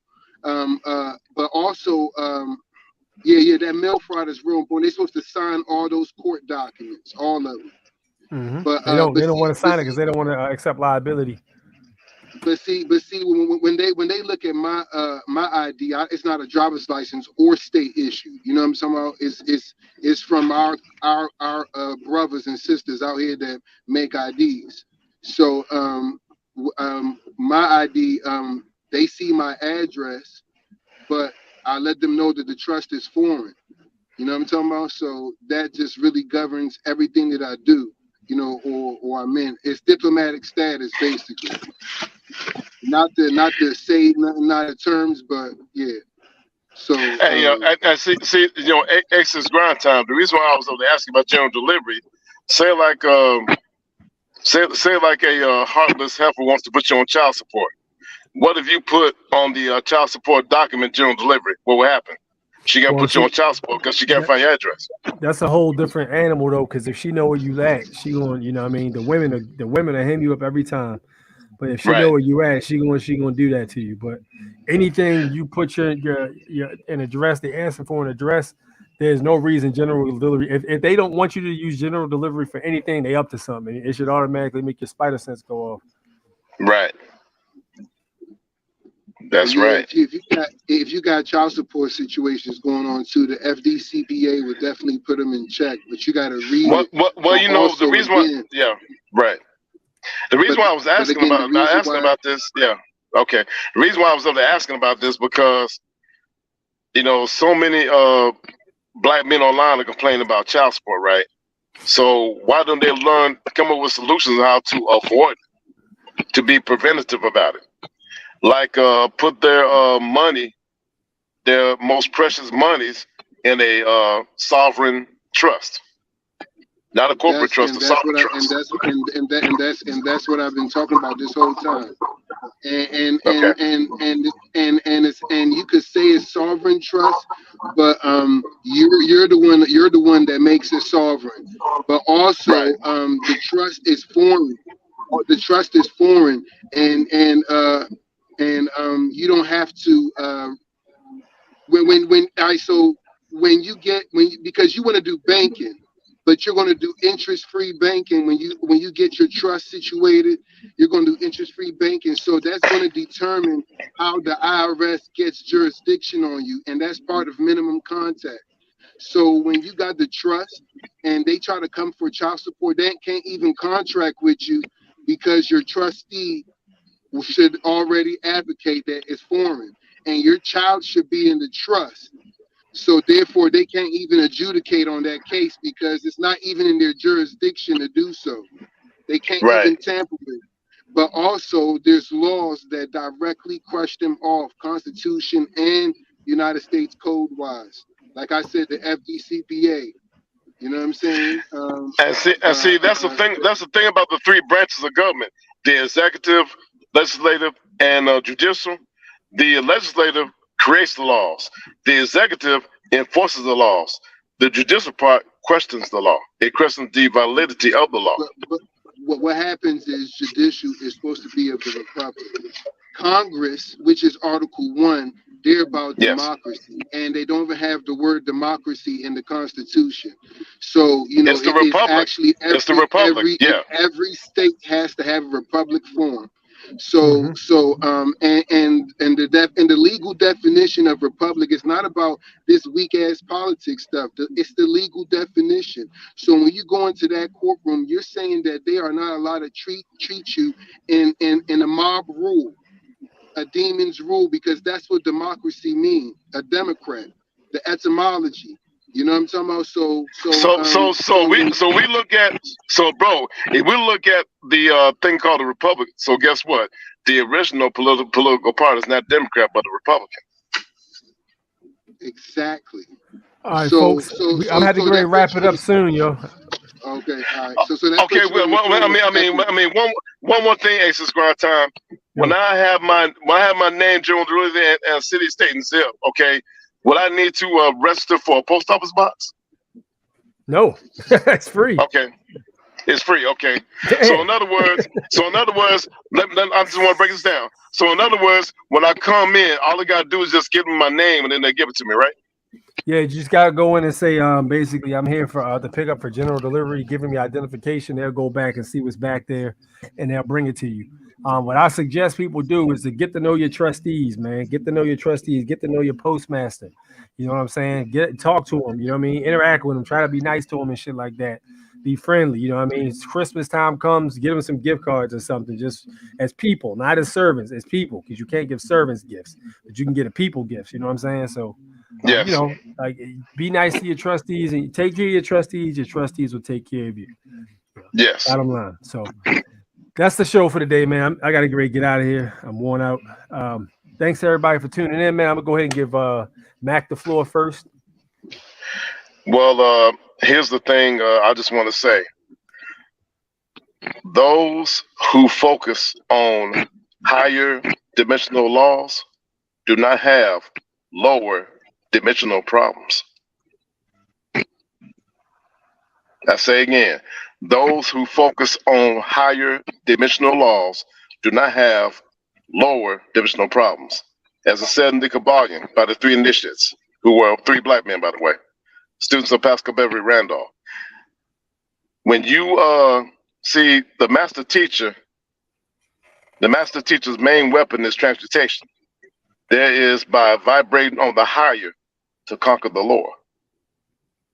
That's what mastery consists of.